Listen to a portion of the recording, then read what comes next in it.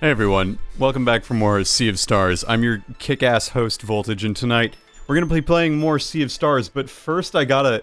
There's a video going around the twitter.com space, as it were, as it always happens to be the case, and as I'm reading this, let me read this to you. Ohio State's commencement speaker was loudly booed after trying to shill Bitcoin, which he said he just discovered over the past few months. He says he took ayahuasca to write the speech. This fucking rules. And look, normally I crop dust my links and I don't go on Twitter beyond that, but what? So I gotta hear this first and foremost, right? Like, ain't no way I'm gonna let that slide. So I'm gonna turn the volume down on this, just like entirely. And then I'm just gonna play this video. Here it is. So I know this might feel polarizing, but I encourage you to keep an open mind right now. No. I see Bitcoin.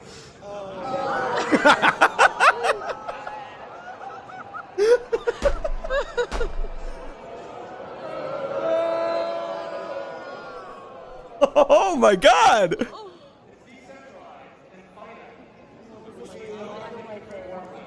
Dude, this is incredible. Let's hear this again. But I encourage you to keep an open mind right now. No. I see Bitcoin.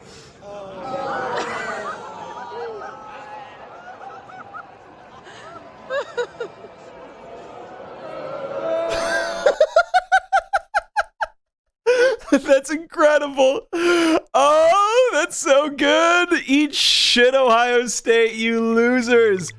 You friggin' losers. If I ever get a job at Ohio State, I do apologize, but like, come on, dude. He also made everyone do box breathing, told grads to sing instead of taking antidepressants, and told them that singing was how Latvia, Lithuania, and Estonia earned their independence. An early draft shows he planned to take his shirt off at one point? This guy is a walking dare warning.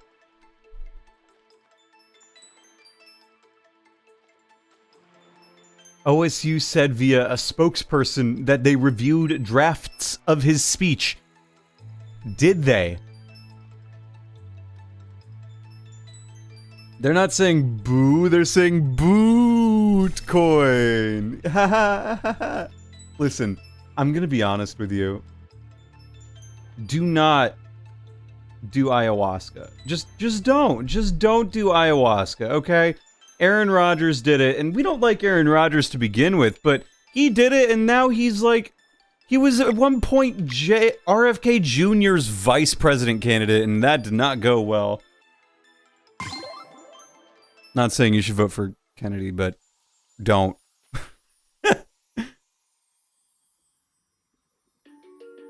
Alright, so last week the game soft locked on me. Am I streaming in 30 FPS? Whatever, I don't care.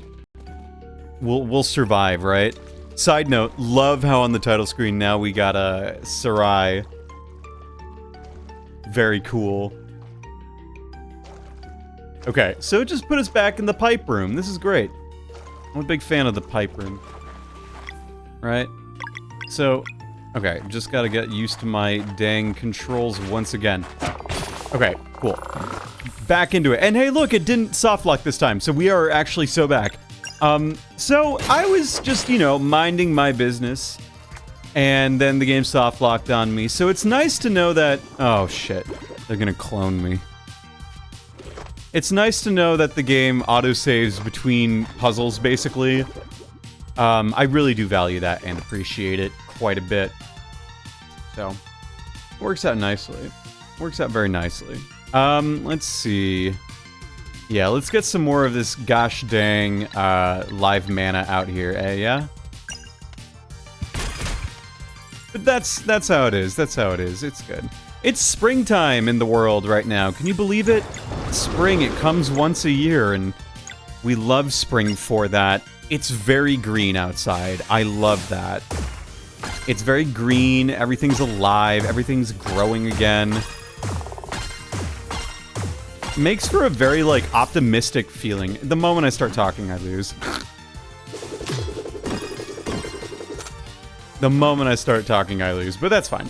Yeah, it's just very nice. Like, I feel very good. You know, I don't have seasonal depression as far as I'm aware, but, like, you know, these weeks of, like, late April and early May, they just resonate with me, you know? They just feel real good.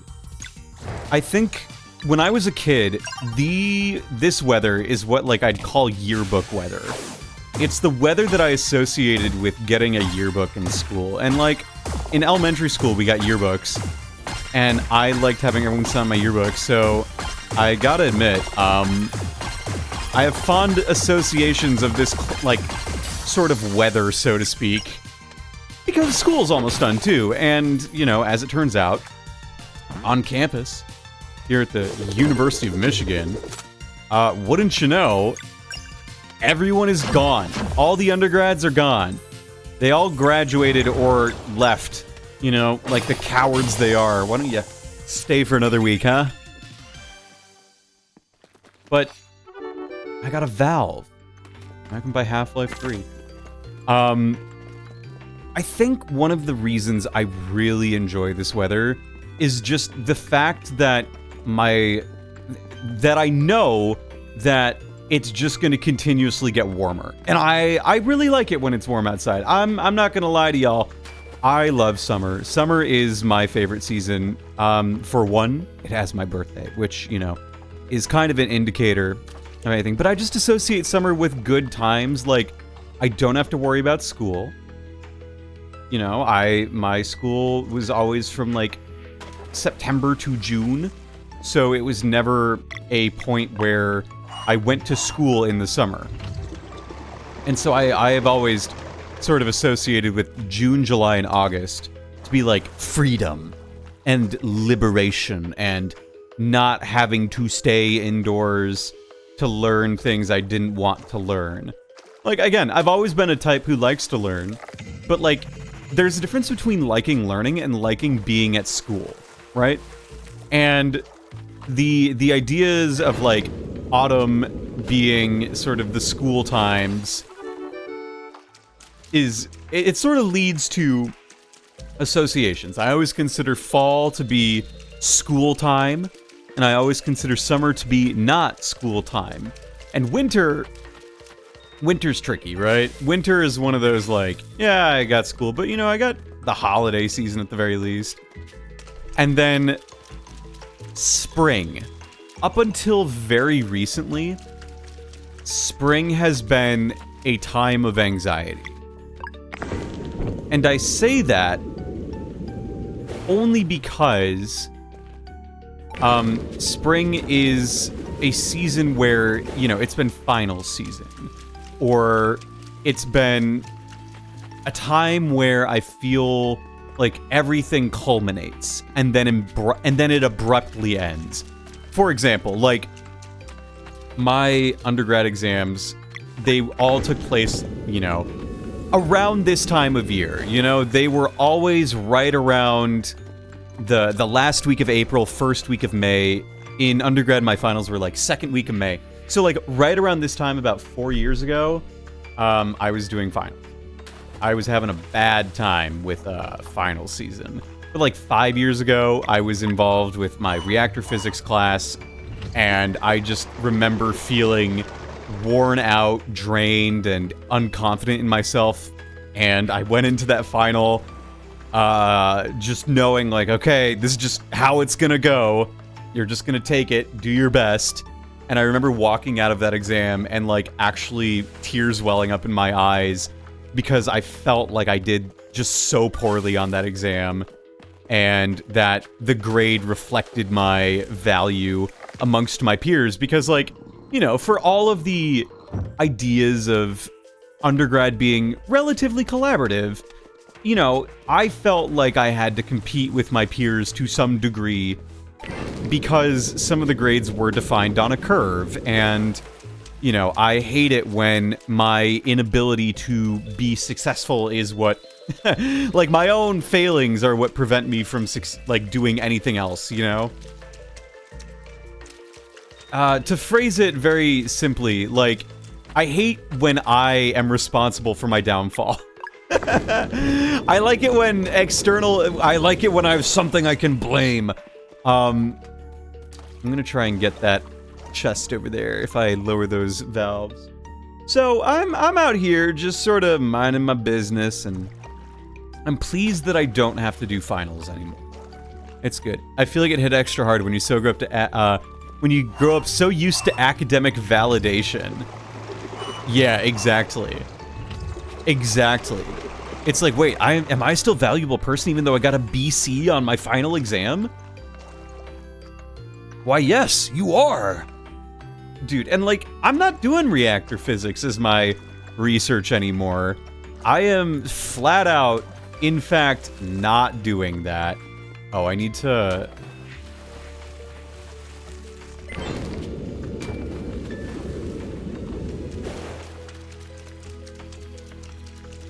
Maybe there's a way to loop back around. Yeah, can you believe it? My academic success is not dependent on who I am as a person? Crazy. Classes and their grading systems are whack. Yeah.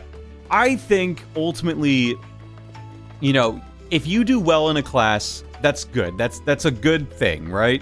We want to celebrate successes where they appear, right? We want, if you do well in school, good for you, right? Oh, that lowers the water. I don't want to lower the water. I want to raise the water. But, like, at some point, everyone realizes that their worth is not dependent on their grades. And, like, for some people, it's a wake-up call because maybe they get really good grades, and then they're just... something's not quite adding up, you know?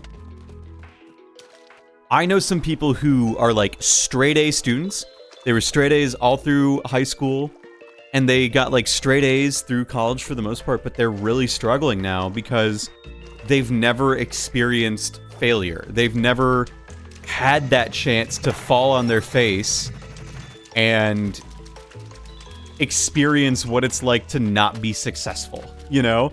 Like, or to be unsuccessful. I think that's a better way of putting it. Look, I've had my fair share of failings.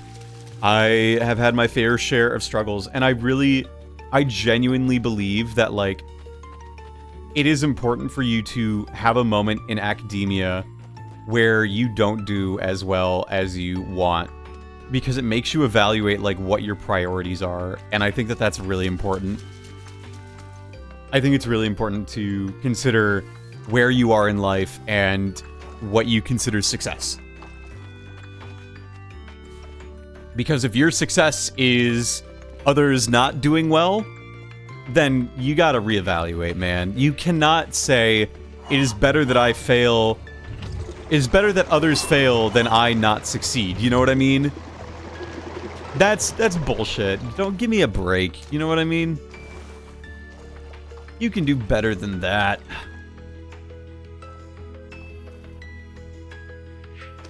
So yeah, I've always associated this sort of time in space to be a period where it's been very stressful, and I'm really glad, honestly, that now I can have springtime and even fall to be a lot more, like, appreciative of just what is available to me from, like, a life perspective. And I know that sounds cheesy, but it's true. That is how I feel. Now, what am I doing here?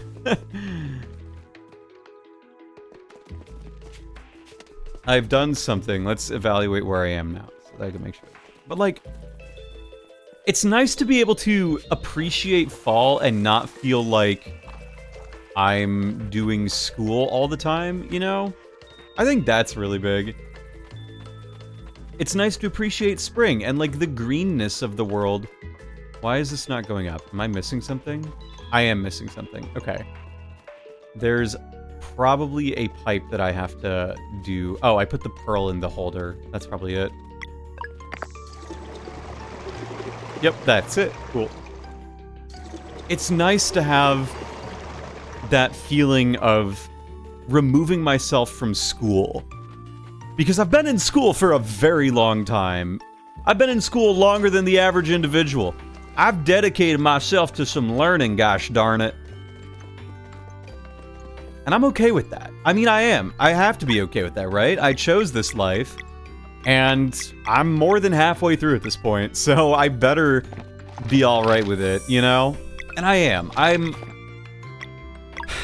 Every time people talk about grad school, they always talk about, like, how it's a challenge and it's a struggle, and it is. I'm not gonna deny that. But I do think that, like, I don't know if I've struggled as much as someone else. Excuse me, in grad school. Like, and that might just be because I'm a white dude. You know, that very well may be the case. That, like, I'm a white dude in academia, and that academia fundamentally serves people who look and sound like me.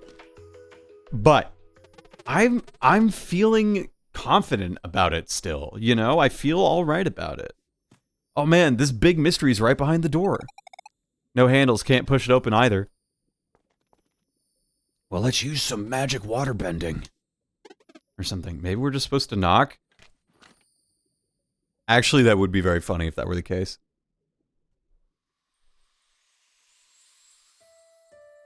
Oh, the Great Archivist.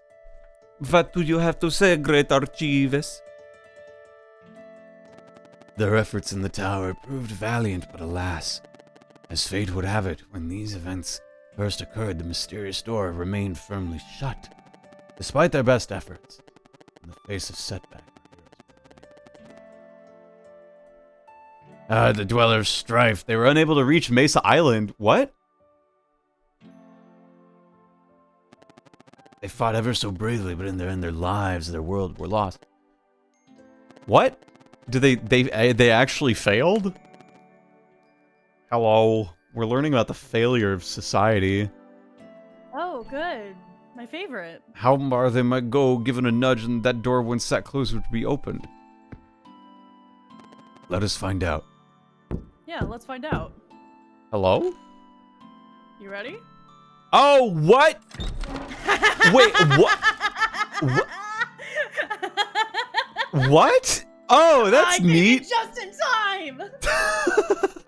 Wait, what? You thought it was Garl or somebody. You fool. Oh, wait, okay, I gotta recontextualize everything. I thought he was telling our story, so he's not telling our story. No, he is telling our story. We're just hopping in on it Yep. at the same time. Well, rather, he's hopping into it. Oh, what a fucking self-insert. Okay. Right? Smells musty. Good evening and welcome to the Great Archives. In a water, you put... Hold on. You're telling me they put all the books in the water tower? Yeah. Why would they do that? Listen, they are playing 5D chess. We're merely playing checkers. They laminated every single book. Every single page. Wait, are you really? Titles Rashawn. So, is this guy in, like, The Messenger? The Messenger? So, they made a game before this, the devs of this game. They made a Metroidvania-like game, and there's callbacks to it in this game.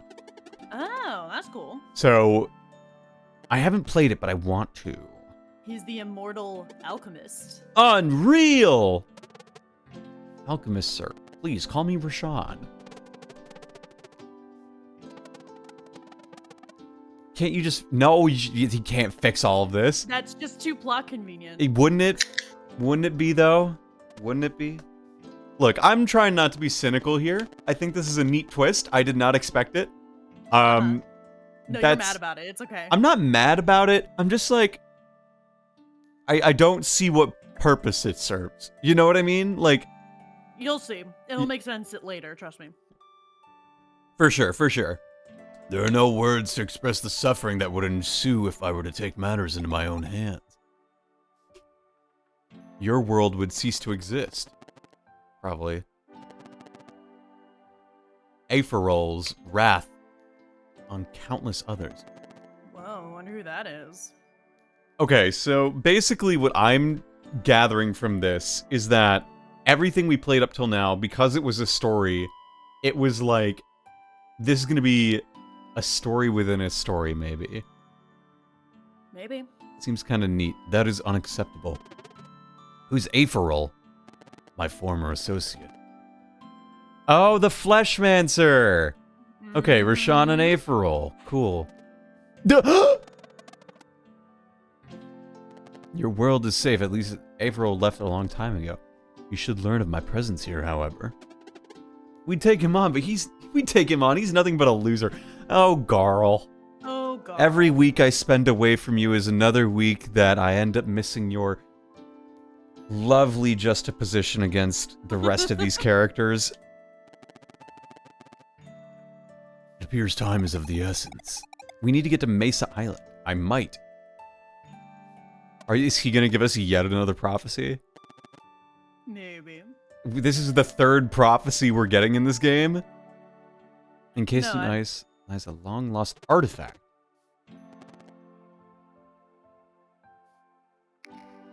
It's a good thing you weren't here last week, Kat. I spent about 25 minutes just exploring the Kickstarter donator shrine. Really?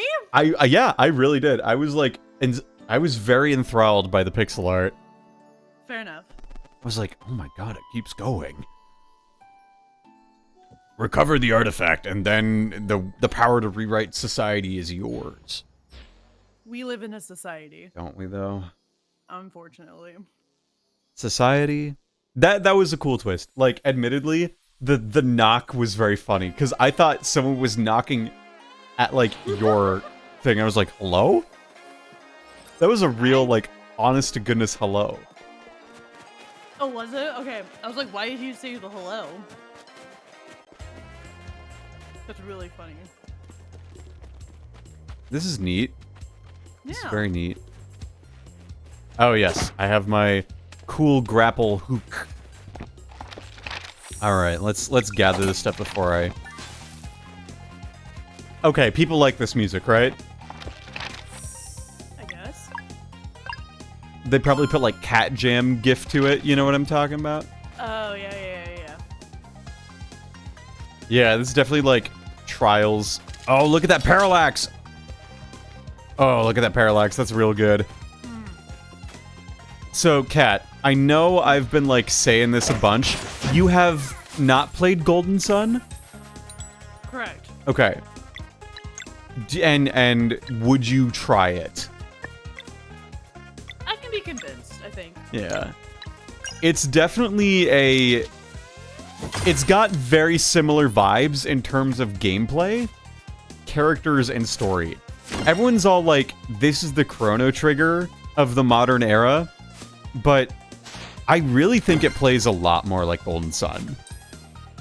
Okay. And I mean, I really liked this game, so I'd probably like Golden Sun then. yeah, Golden Sun definitely has some aspects to it that are like, you know, it's a Game Boy game from 2004. But, like, at the same time, I think, there's a lot of parts to it that really feel like it. Like, this dungeon we just got through reminds me of, like, one of the first major dungeons of the first game. Okay.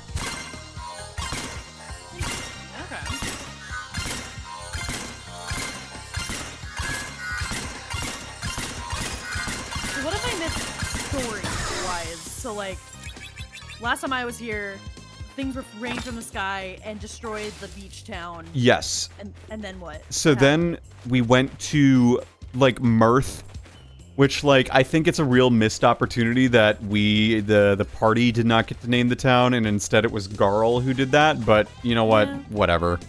Carl's best boy. He gets all of the rights. Yeah, you know, it's just sort of like, okay, well, that's fine. I don't consider Mirth to be a name that inspires joy, hope, confidence, but hey, you know what? If Garl thinks so, who am I to tell him otherwise, right? Yeah. Is this not the Spino? Yeah, it is the Spino. I just don't have the... Oh, wait, I want to go this way to melt it. Yeah, you do. And then from there, the headmaster retired because he's like, dude, I'm too old for this shit, kind of thing. Which, honestly, same. Understandable, and now he's the Mirthtown Elder, which, like, I don't know how to explain it, but that feels, again, that moment just felt out of a, 2017 children's preteen animated show moment. Yeah. Like, that felt Yeah. right out of there, And then... He served his narrative purpose. Yeah, essentially. Oh my god, it's Ice Bongos? Oh, Ice shit. DJ, Ice Boulder, DJ. Boulder douche. What's up, everybody? I'm coming at you. It's DJ Boulder Douche. I love that. Roche Crossidier. What? I don't know, man. Whatever, it's fine.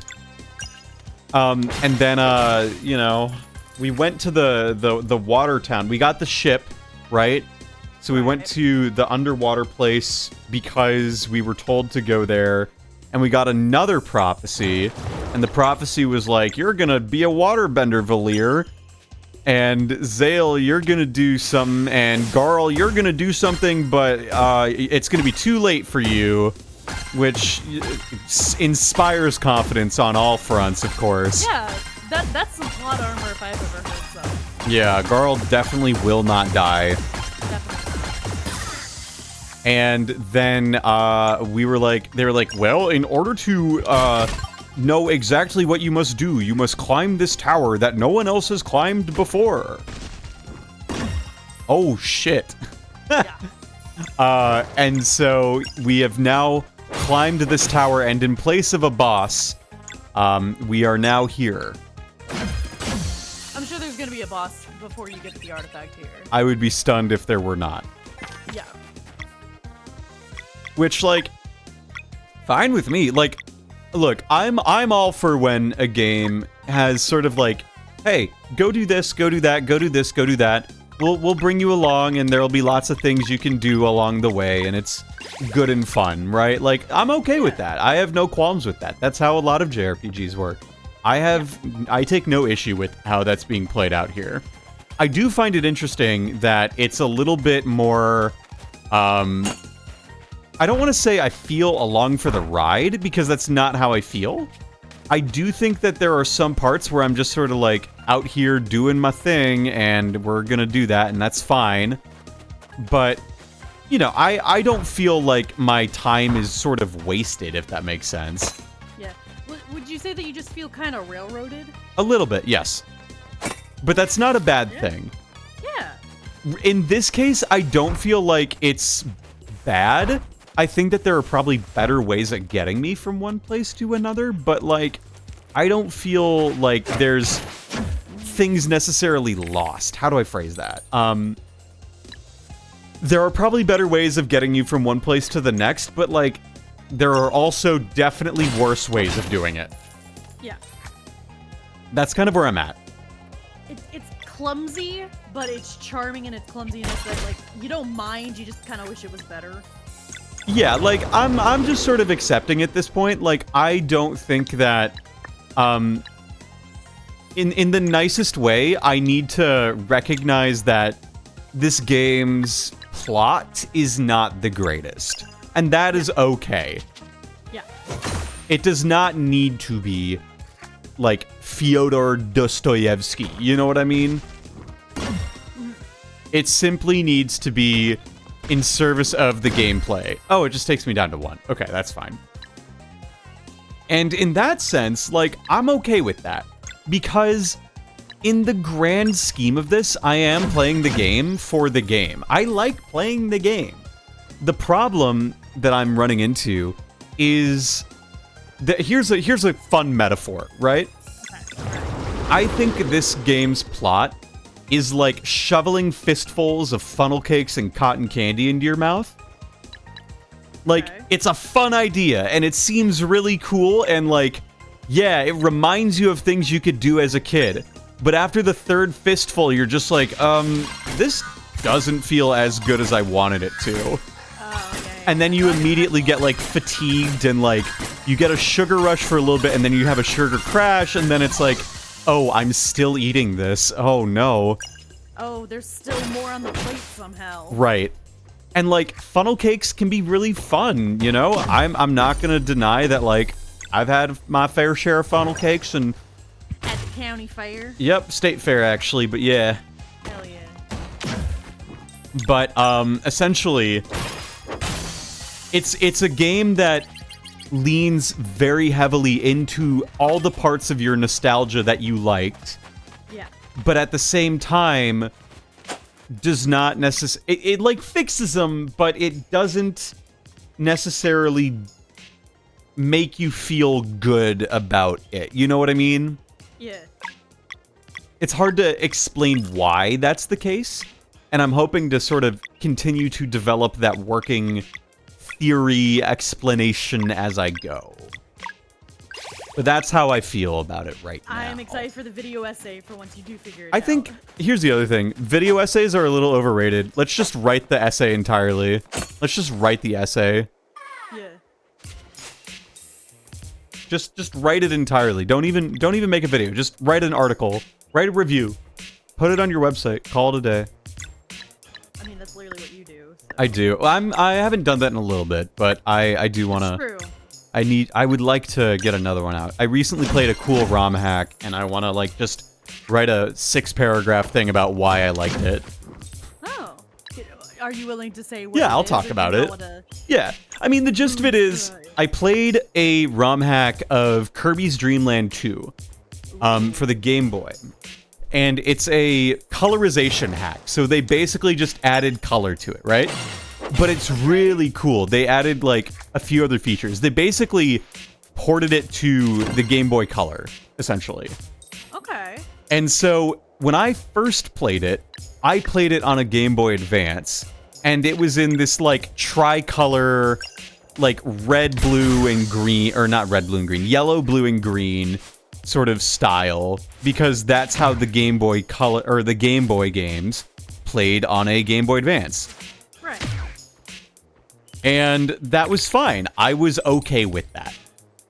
However, like, I have not replayed that on the basis of the graphical fidelity was kind of whatever, and the gameplay was not enough to, like, get me past the old graphics, right? Levels blurred to... Oh my god.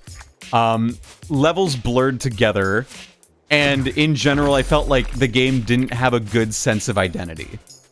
Okay. The colorization of the game has changed that feeling tremendously. Like, Really? to the point where I think everyone should play Kirby's Dream Land 2 DX. That is what the ROM hack is called. I think it's worth playing.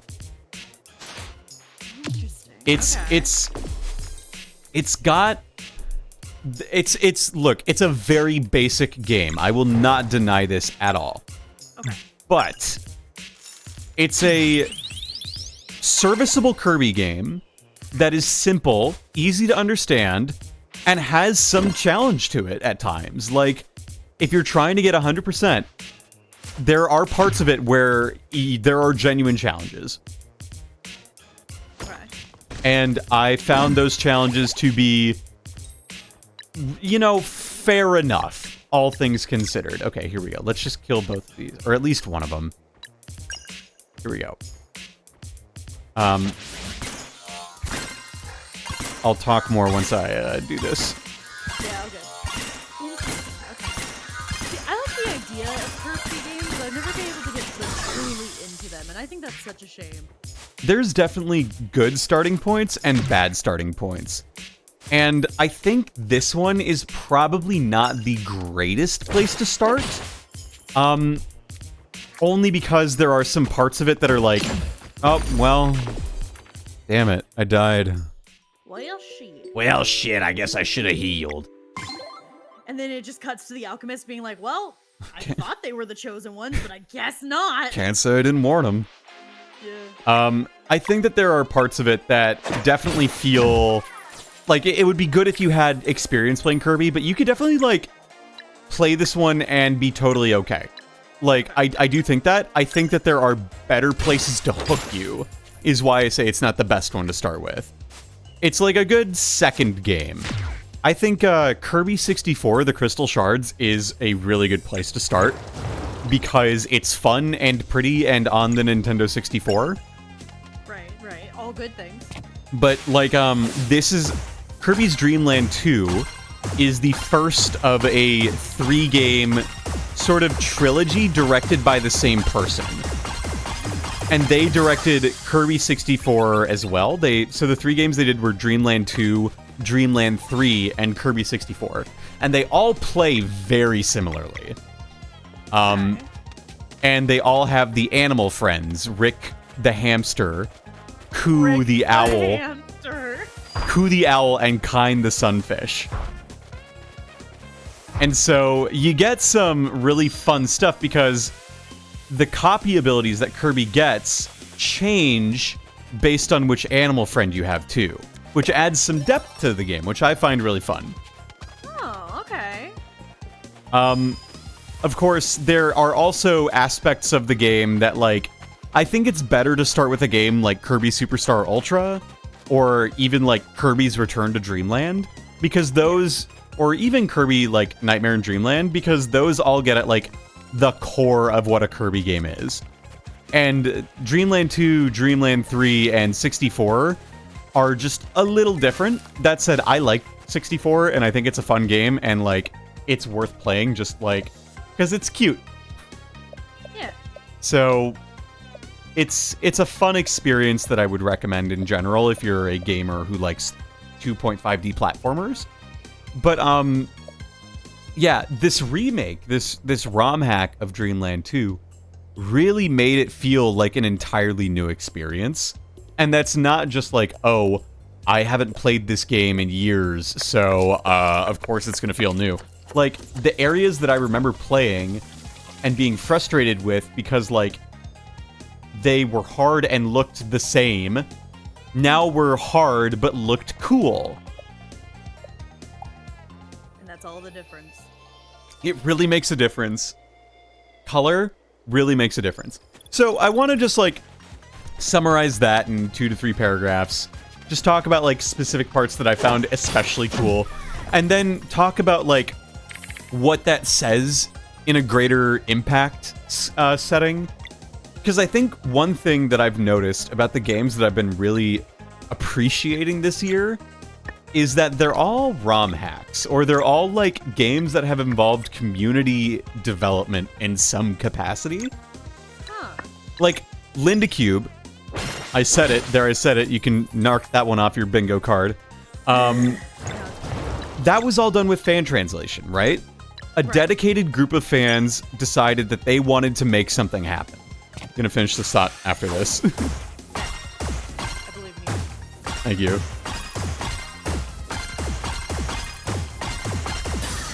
Yeah, and like, that's a big game to translate. That's like according to one person in particular, I gotta get the quote from Mr. Action Button himself.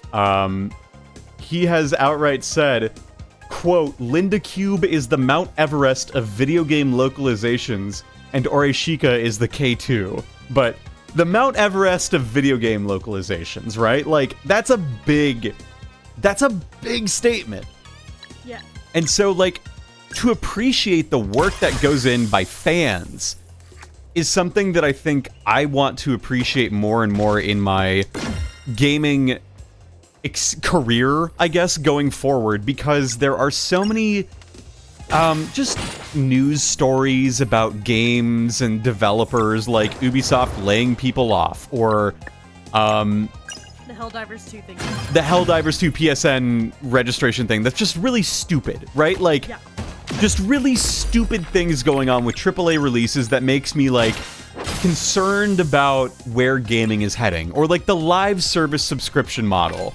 I don't like that. I like owning my games, and I like my games being like more or less static products that when they are done with their DLC, they will still exist. You know, they will exist in a finished final form, right? Yeah. And the way that that's looking like right now, especially with like, did you see the news that Square Enix shelved like a bunch of unfinished or games that they don't consider profitable in the same way that Warner Brothers did? What? No. Yeah, they did that. I'm not surprised, but also what?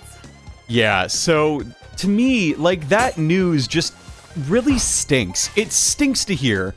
Yeah. And so I get really excited by the idea that there are people out there in the world who appreciate gaming and the games that currently exist enough to where they feel that they want to update them in some way on their own using means that do not directly, like, compete, I guess? Like, it's a fan effort. And I think that Yeah. that's really important.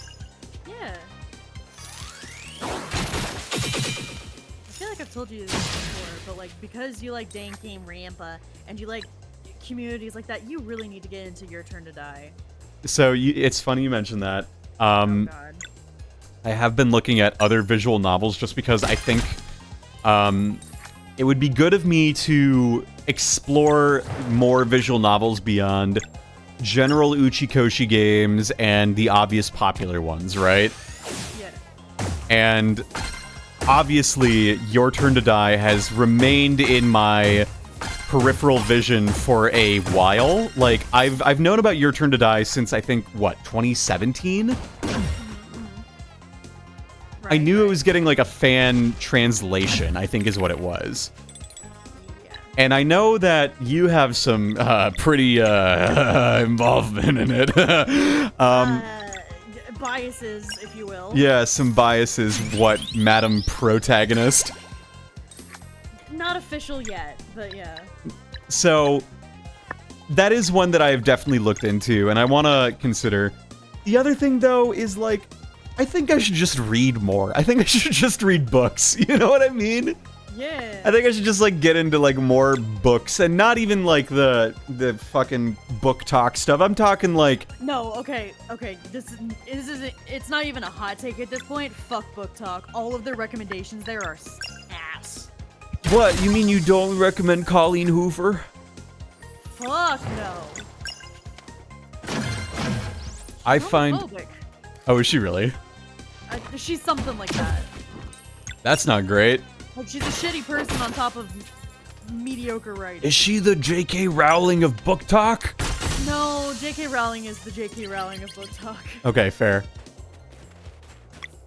I find that, like, there are books. I read last year Chain Gang All-Stars by Nana Kwame. What's his last name? Oh my god, I'm gonna look it up because I'm actually mad that I cannot remember his last name. Chain Gang All-Stars. What's his name? What's his last name? Ajay Brenya. Nana Kwame Ajay Brenya wrote, Right. no, it's a good name. No, it is a good name, but also it just sounds like a sneeze. Yeah. He wrote Chain Gang All-Stars, and it's one of the best books of 2023, hands down. It's on many lists of, like, best books of the year. And the plot of it is essentially, it's a dystopia, it's a speculative fiction future, as it were, where professional sports has been co-opted by the prison system to the point where now the professional athletes are also inmates, right? So, like, inmates fight to the death for their freedom, but they're also, like, televised in the way that the NFL is. Okay. And so you follow someone who, you follow this woman, Loretta Thurwar, sort of through the last stages. She has gotten about as high as you can go in the games before reaching to the point where she would be freed from this system. So basically, like, you can either choose, like, capital punishment, like execution, or you can choose to play in Chain Gang All-Stars, basically, to get an attempt to get freedom and be rehabilitated that way. And it's a commentary on, like, pro sports and the prison system, and, like, it's very alarming how much you can see of modern day society. Like, a razor's edge separates this fiction from our reality. Worth a read, for sure. Would highly recommend. Like it. I might have to have you type the name again. Yeah, for sure. I'll Afterwards. send it to you after stream, for sure. I mean, because I definitely need another book on my to read list, but you know. It's really good. Like, and it reads quickly. Okay, that's good. I listened to it, and I found that the audio production was pretty great. Hell yeah. One of the voice actors in it, he plays Trevor in the Pokemon anime. And if you know anything about Trevor from Pokemon X and Y, it is startling. God damn it.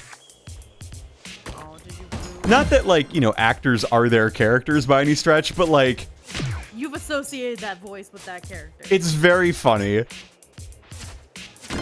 But I listened to it. I bought the book for Erin for her birthday. Or was it our anniversary? Ooh. Which is it? You gotta know. You gotta know these things. Fuck. I think it was her birthday. Because no, it was Valentine's. That's what it was. I was like, it wasn't her birthday, but it wasn't that far back in September. It was for Valentine's Day, because we did Valentine's Day at a place called Amadeus, which was really good. And there's a bookstore in Ann Arbor right next to it that's great. Literati, I think is what it's called. And it's like an incredible bookstore. And I saw it and I was like, Erin's been wanting to read this. I've been recommending it. She's been like waiting for it at the library for like months. And I was like, you know what? I'm just gonna buy it. So I picked it up off the stand and I brought it up to the counter and I bought it for her. And it was very fun to do that. But I'm not the type of person who like talks with like people about books, you know, just because I don't read that much, right? And I don't consider that a failing necessarily, but it caught me really off guard when the cashier started talking with me about the book, and she was like, you know, a woman in her early 50s probably, if I had to guess. And she was just like, oh yes, this is a lovely book. It's very, very interesting. And I was like, oh yeah, I agree. I've read it and I'm buying it for Erin. I didn't say her name, but Yeah. that's a pet peeve of mine, is referring to someone by their name to a stranger, you know what I mean? Oh, yeah. I understand where it's coming from, but also hearing it said aloud like that is like, Yeah, like, personally, I hated it when my parents were like, Voltage over here wants this, to, like, the server. It's like, the restaurant server doesn't need to know my name. no. Please do not They're tell. not going to remember it. Well, it's like I value the fact that my name is kind of anonymous. I don't know. It just feels weird. It's like, why do they care? Like, little Jimmy over here would like the vertebra. It's like, who gives a shit what? Okay, Jimmy. You know, like, I don't know. I just find it like Jimmy was such viscera. What the hell? no one needs to know my name unless they need to know it. You know? Yeah. That's kind of where I stand on that. But anyway, Of so all the people to say that to, I think it might be me, dude. yeah, real. Says cat. Danes. A very real, definitely accurate name. Definitely accurate, not your real name at all. Definitely my real name. Definitely your real name, for sure, 100%. 100% It's true, that's my the... parents gave me. Your parents gave you that name. When you were picking your name for voice acting, did you ask your parents, hey, what name should I use? No. Why would I ask their opinion? Well, you just said they gave you the name. I was being sarcastic! Well, I can't process sarcasm over the internet. I'm 12. Ooh, I gotta go. Yeah, good, probably. No, the lady behind the counter, like, I was telling her that I listened to the book. I hadn't read it, and she was like, oh, so how did they do the trademarks? And I was like, well, they just said, I think what it was is they had one voice actor just say trademark, and then they just, given that I know how audiobooks are produced now, because that's just like a trick of the trade I know, I think what they Just did... have a stock trademark in I think they there? literally just spliced it in, you know? That is hilarious. Like, they literally had the director of the project literally told the voice actor, just say trademark, you know, as if you're, like, reading a commercial read. Yeah. and we'll just Here's splice it in. $100, say trademark. Yeah, trademark. You know, like, that's literally how they say it. Yeah. And it's very funny to me. And, I explained that, and she was like, huh, interesting. how did they do the footnotes? And I was like, there were footnotes? And she was like, oh, did they not read them? And I'm like, I'm sure they included them, but they just didn't make it obvious. It didn't feel like a footnote. Right. Like, I've listened to some books, like, that do have footnotes. Like, writing David Foster Wallace stuff, like, I've listened to some of his writing in, like, audio form. And whenever he has a footnote, what he's done is he put, like, a high-pass filter over it. So it's like you're hearing it over the phone, almost. And that's how they did, footnotes, essentially. I should just heal. Maybe. Wake up, Valir. And also, the other guy. No, it's okay. You can keep sleeping. Isaac Golden Sun, wake up. Is that the prototype name? Yeah, look up Isaac from Golden Sun. Just right now. Right now? Okay, Yeah, 1 second, just on Google. Let me just put down. Hurry up, good lord. Sorry, I'm fighting something. On my stream? On your screen, yeah. Wow, me too. Wow, how's your fight going? I'm winning. Well, that's good.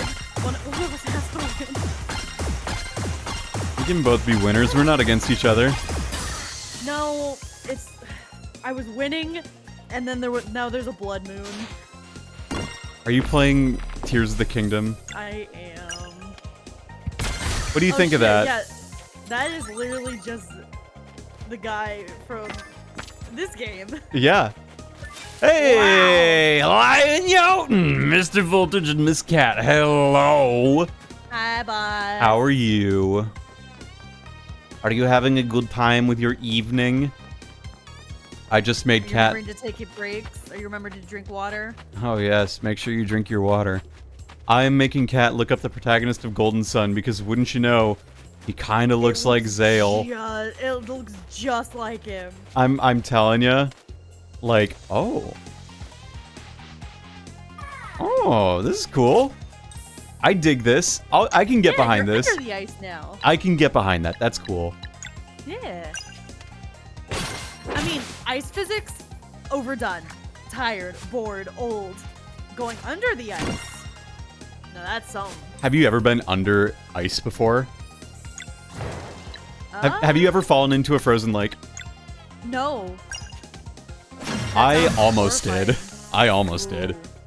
Yeah, that's what happens, like, when you go ice fishing and, like, in northern Minnesota, or, like, when it's, you know, you go out on a lake and it kind of starts cracking beneath you.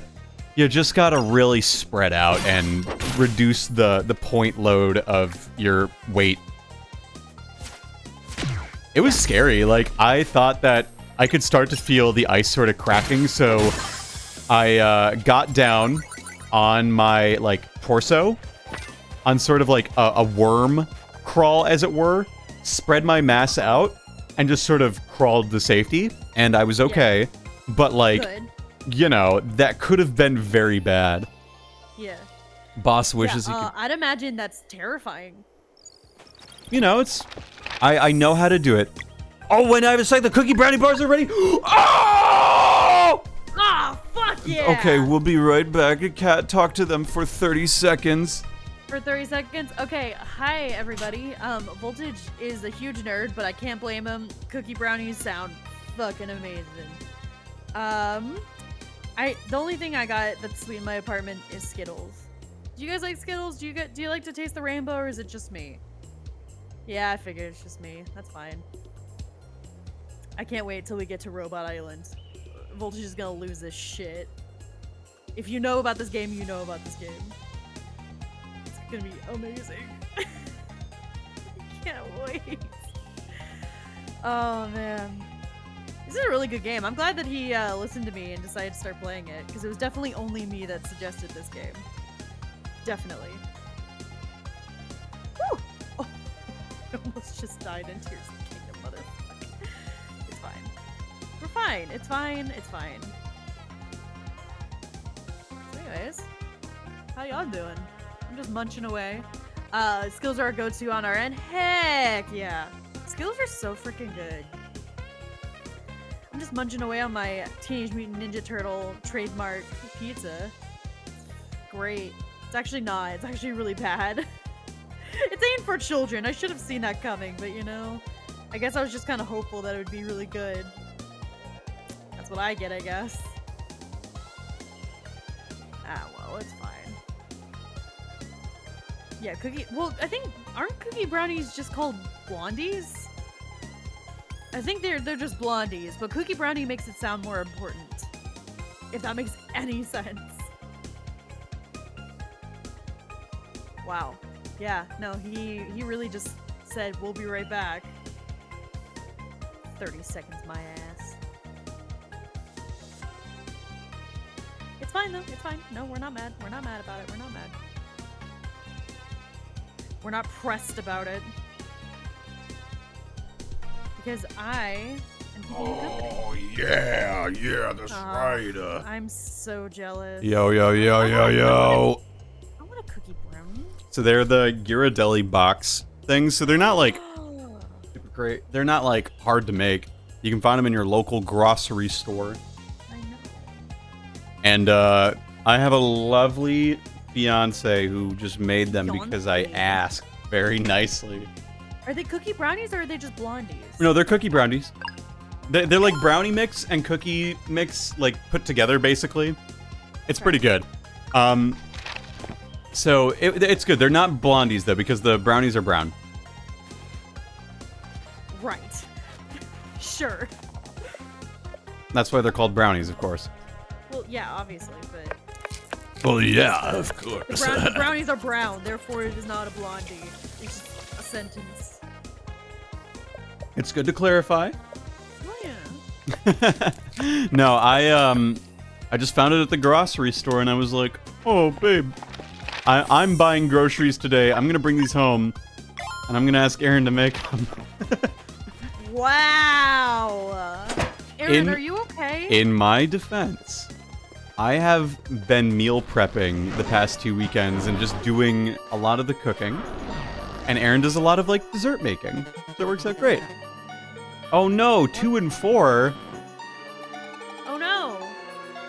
Whatever shall we do? Anyway, take care. We just partake of this weekend. Thank you so much for live show. Hello, I'm Trebuchet. How are you? We're fighting a boss, 2 and 4. Or are we? Seems like it. Or are we? Yeah, no, we are. Yeah, we are. No, it'll be good. I'm very pleased about that. What I've been doing the last 2 weekends now, I've done this, is I've been like buying chicken breasts and then marinating them. Letting them marinate in like a mix of stuff and then just cooking them and then having them for whatever I want to do this week, right? Yeah. And so I did a double batch this weekend after a successful first trial run last weekend. When I say last weekend, I mean like 2 Sundays ago now. Right. And it's a really good thing I've found for me because sometimes on Sundays, I get in the mindset of like, I should be doing something productive with my time, even though it's the weekend. But Well, yeah, but it's like you need to do something productive that's for you that you can't do Yes. during school hours. exactly. And I don't like feeling idle. Yeah. And so, like, you know, it takes about a half hour to do all of the meat cutting and marinade prep and putting it all together and then putting it in. And then it takes about a half hour to do these other things. And in the meantime, I have to wait. So in that time, it's like, well, I am waiting for something to happen. So I don't feel bad about, like, playing Dragon Quest V, right? Because now I'm waiting for something to be done. Not like, oh, I'm here doing nothing. You know, I'm effectively tricking myself. Yeah. It's kind of fun. What, tricking yourself? Yes. Fair enough. Would I say that, like, I'm getting good at cooking? I don't think so. But it is something. It's something that keeps me... Yeah, it keeps me mentally stimulated. Let's put it that way. Yeah. Which is fun. All right, I'm gonna Well, like moonerang. waiting. So, yeah. What now? Trebuchet wants you to write their manuscript for them. I gotta write my own. Oh, that sucks. Manuscript for what? My thesis. Oh. Oh, I see. Well, I wrote a manuscript. I wrote a summary a little bit ago because the conference that I'm going to in November, that's due actually tomorrow, but I got it in a week early because it was done. So, you know, that's fun, but definitely I'm gonna have to write it more. Write it more better. Well, just in general, I'm gonna have to write it again, or the presentation outline once I have more information, or more data, or more whatever. You could use your manuscript as a warm-up? No! Yeah, a writing warm-up. Warm-ups are important, man. They are. That's why I journal. Shitty. I need to be better about that. I need to get back into it. It's fun. I don't ever put any pressure on myself to. Like, I haven't done any today, and like, I might, but I might not. I usually do it first thing when I get into the lab, actually. As, like, irresponsible as that may sound to some degree, I do that because it gets my mind just thinking about stuff. Yeah. There we go. That's the action command. It just gets my brain thinking and moving, which is really important, especially when, like, my success in the lab is fundamentally based on my ability to think. And if I can't do that, then, well, shit, dude. That's Play not... shitty. Oh, I don't have the enough. Well, alright. Let's just build up a bunch of 5 mana. Todome.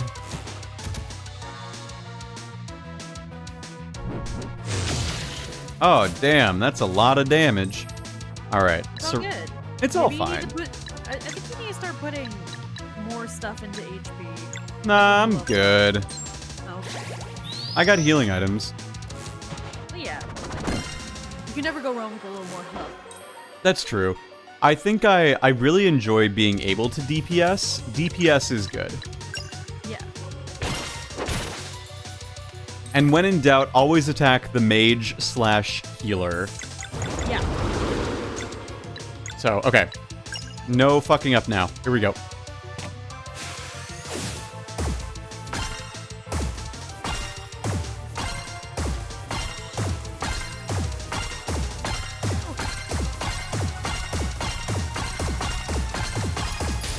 Nice. That wasn't too bad. Alright, now let's take out the other one. That should not be too hard. These guys ain't shit.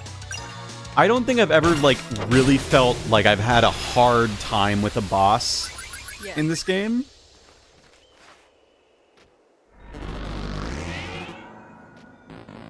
Yeah. Well, you and I actually, like, wander around and battle and Yes. level up and grind. Not everybody does that. Yes.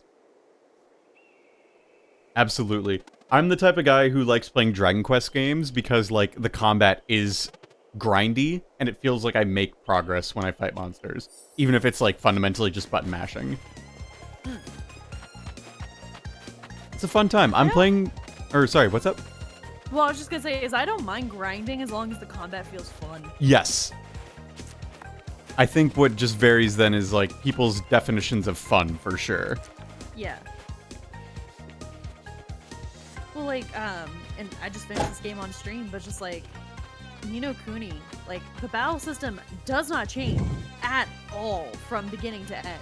Yeah, that's what I've Like, heard.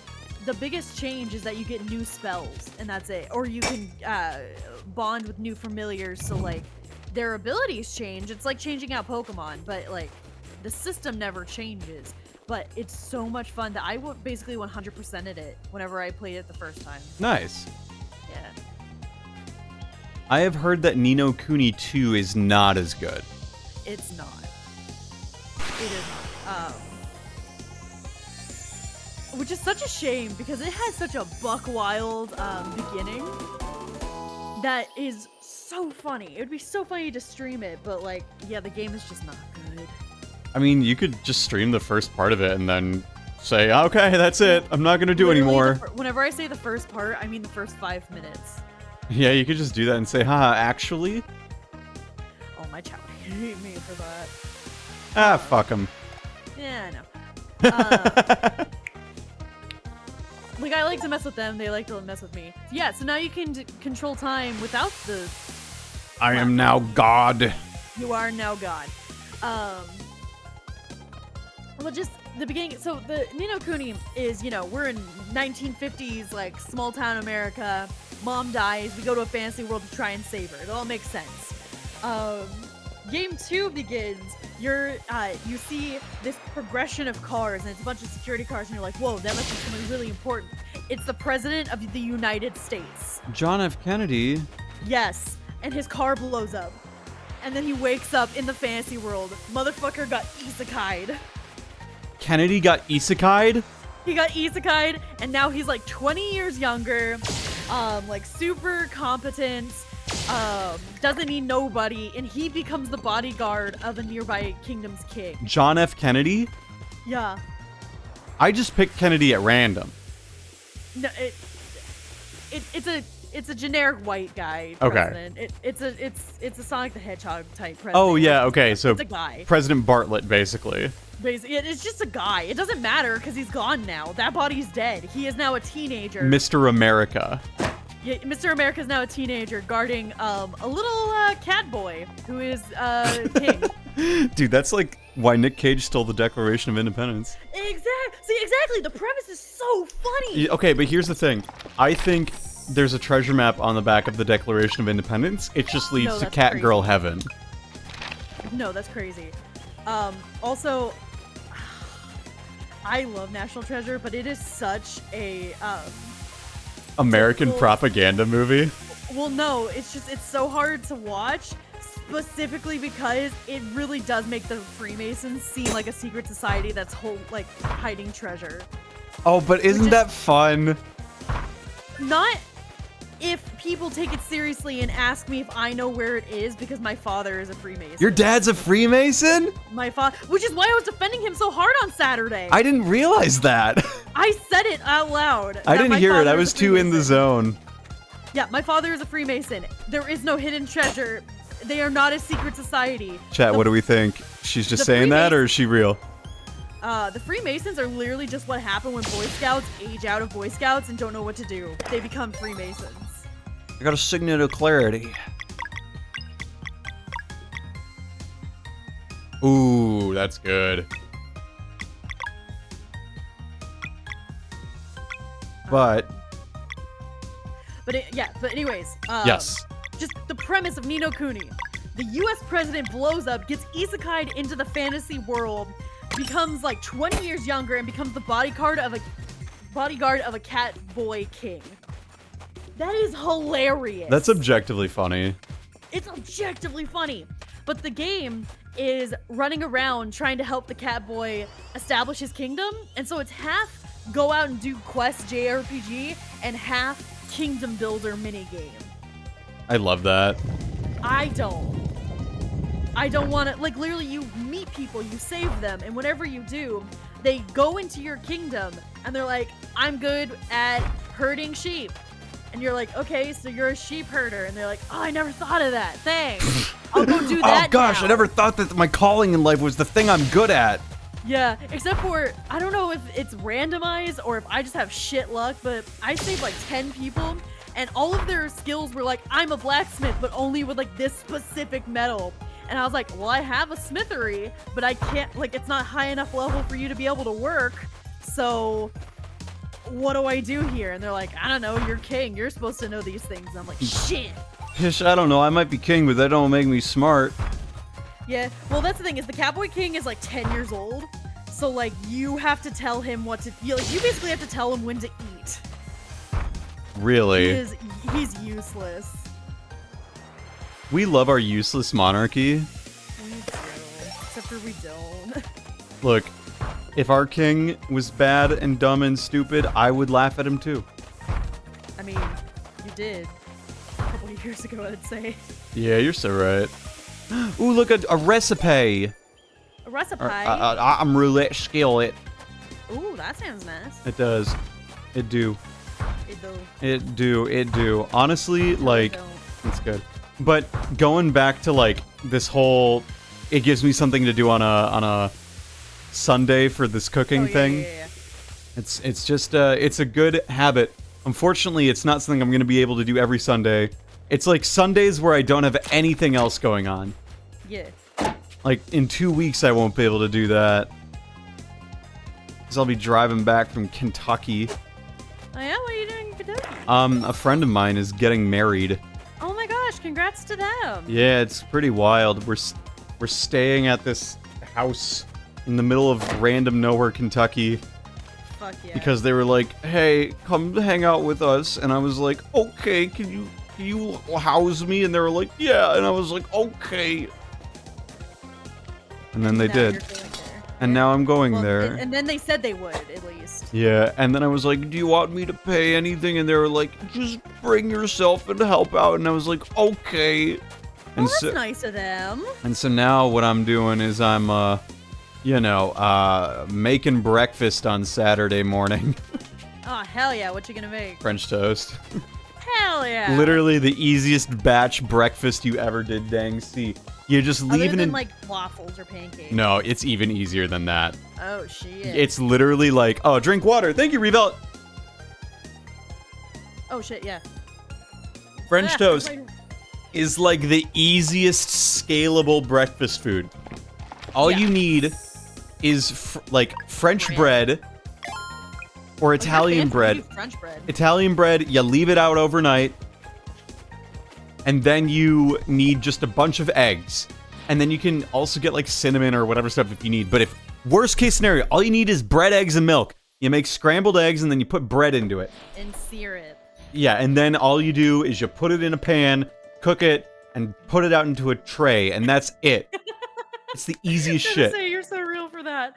But the French toast is delicious. Even the French eat it. They do! You're Les so real for that. Françaises, ils mangent le French toast. You have returned. Congratulations. Will you help us now? No. You were there. Haha.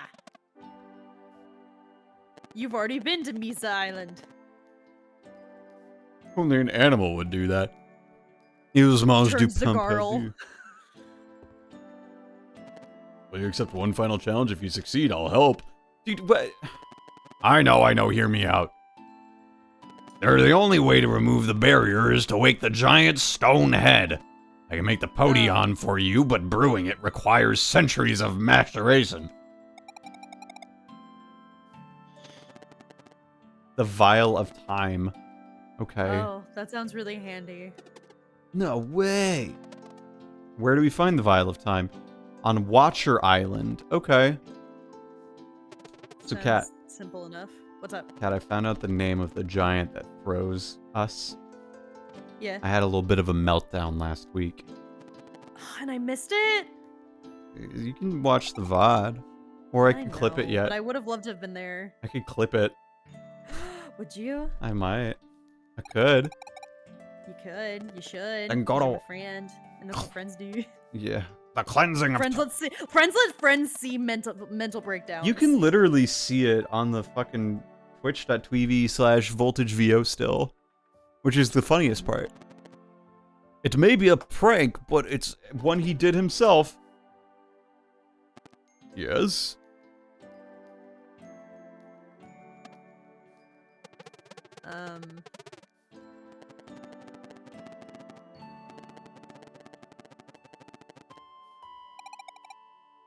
The power to conjure an eclipse. Oh. Torment Well, you Peak. can move time, so that checks out. Oh yeah, totally. Go on, drink. It's Everclear, of course. Oh shit. Is Everclear really bad? I've only heard bad things. Oh, about it's it. bad. Oh, it's like 80% alcohol. Yeah, my sister used to drink it like water in college. I had Everclear a bunch in college, and I don't need to ever have it ever again. Like, oh, I was out at student conference, the American Nuclear Society student conference was in Illinois in 2022. And basically, a bunch of undergrads from Illinois were very cool, and they were like, hey, come with us out to bars, we like you. And I was like, okay, I will. And so I followed them from the football stadium where we had the reception to one of their houses, right, to pregame, essentially. And they were about to leave, and he was like, oh, dude, I'll give you a shot. What do you want? You want vodka or Everclear? And I told him, what do you think? Because, you know, and in that tone, too, because, you know, I thought this guy might be a rational individual. He gave me a shot of Everclear, and I didn't know it until it was down my throat, because they look the same. Yeah. And it was just like, fuck! What the hell? He was like, dude, you're real, though. And I'm like, yeah, don't give me that shit. Shut up, I don't care if I'm real or not. It's like, what the fuck? I never... Dude, did I say I wanted Everclear? No. I said something to the effect of, like... I said, which do you think? Clearly, I have overestimated your thinking capabilities. Yeah. Oh, man, that just sounds like... So, whenever I graduated high school, my family made a little trip down to Mexico. Yeah. Where, you know, you can drink at 18. Yes. And my sister was like, all right, I'm gonna order your first shot. Like, I call dibs on that privilege. I'm ordering your first shot ever. I was She's like, all right. How many years older than you? She's 3, so she's Right. Had just started drinking whenever we went to Mexico. So obviously she knew exactly what she was talking about. She ordered something, wouldn't let me hear what it was. That's fine, I don't care. Have you ever had a kamikaze shot? Oh, no. Mm-hmm. Well, traditionally, it's the alcohol and like some kind of like syrup and then mint.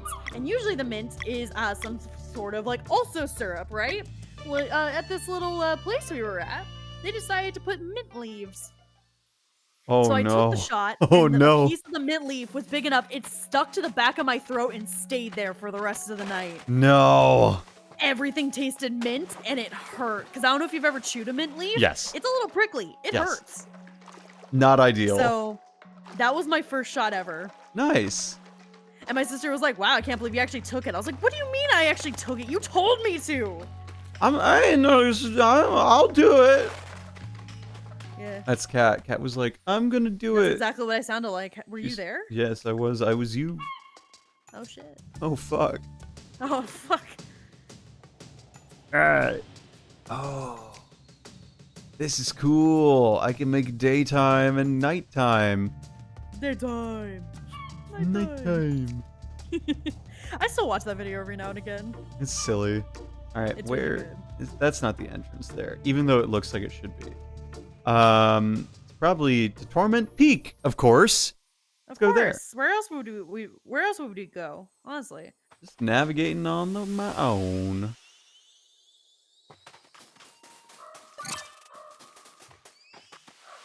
And then we gotta light the other one. Light the fire up in the night. It's all good. Yeah, my first shot... I don't remember what my first shot was. Definitely was not... You got blitzed that night? No, I'm trying to remember. That's why you don't Oh, I know what it is. Oh god, what was it? I was home alone and I didn't want to go camping with my family, so I was like, I'm gonna stay home and do a shot of alcohol to see what it's like. I was 16. Wow. You're so edgy. It was really boring. It was really boring and not that cool, so... Why? There's- What'd you have a shot of? Vodka. Oh, okay. I mean, it could have been worse. Yeah, it could have, for sure. It was just not a terribly interesting story, essentially. Like, it boiled down to I did a shot, it didn't taste that great, and then I felt weird, and I was like, oh. And then I mixed And then I poured a bunch of vodka and a bunch of Fanta into a glass and mixed it up because I was like, it's like a screwdriver. They use orange juice, I could use orange soda. Haha. It did not taste good. That did not work. That was a terrible plan, in fact. What is that? So, you know, it's a monster. He just wants to give you a high five. Bile pile. It's a bile pile, yeah, obviously. What did you think it was? I don't know. Maybe if I use my moon skill. Maybe. I mean, most of the abominations do react poorly to magic, so that checks out. Yeah, that'll do it. This is MP Drain the Zone. Sure. Fine, though. It's great, though. It's fine, though. Hope you don't like body horror. This is a game, but with a character named the Fleshmancer. They're legit about this. Yeah. All right, so there's a jumping off point. No, there's not a jumping off point. Is this a jumping off No, point? honestly, No. I don't like body horror, and honestly, this game ain't bad. Like, it could have been a lot worse. Oh yeah, like this There's is one definitely. moment that's kind of iffy, but it's not that bad. This doesn't feel like that much worse than something you'd see like Bill Cipher do. Yeah. Like, it's unsettling, but it's not bad. Yeah, it's just like, ugh.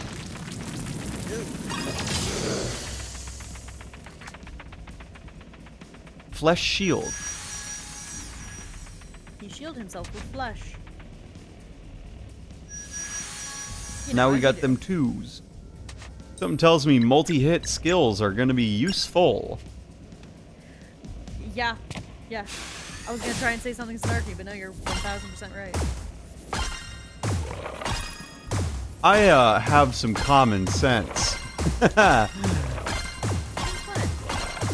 I think to myself every once in a while. Only once in a while, though.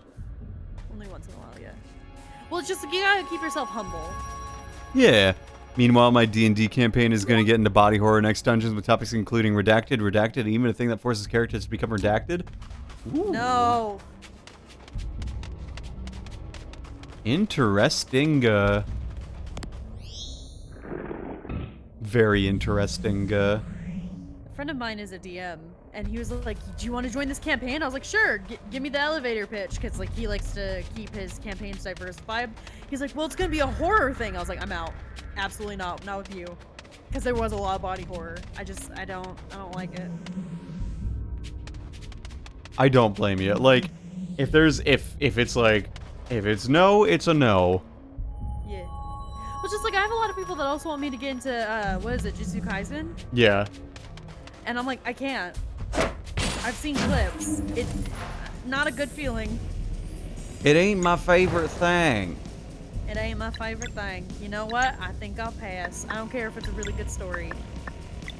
And that's fair. Like, I don't think you should subject yourself to things you don't like just because, like, the media is good. You know what I mean? Yeah. I think that knowing what your personal boundary is a good thing. Yeah. Like, I personally am not a big fan of certain, like, Parasite things. So, like, that's why Parasite thing. I just don't like Parasites, the idea of them. Oh, yeah, fair.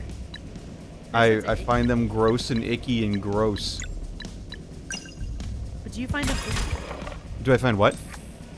Well, you said you find them icky and gross. I was like, well, but do you find them icky and gross? Yeah, I do. I don't like them.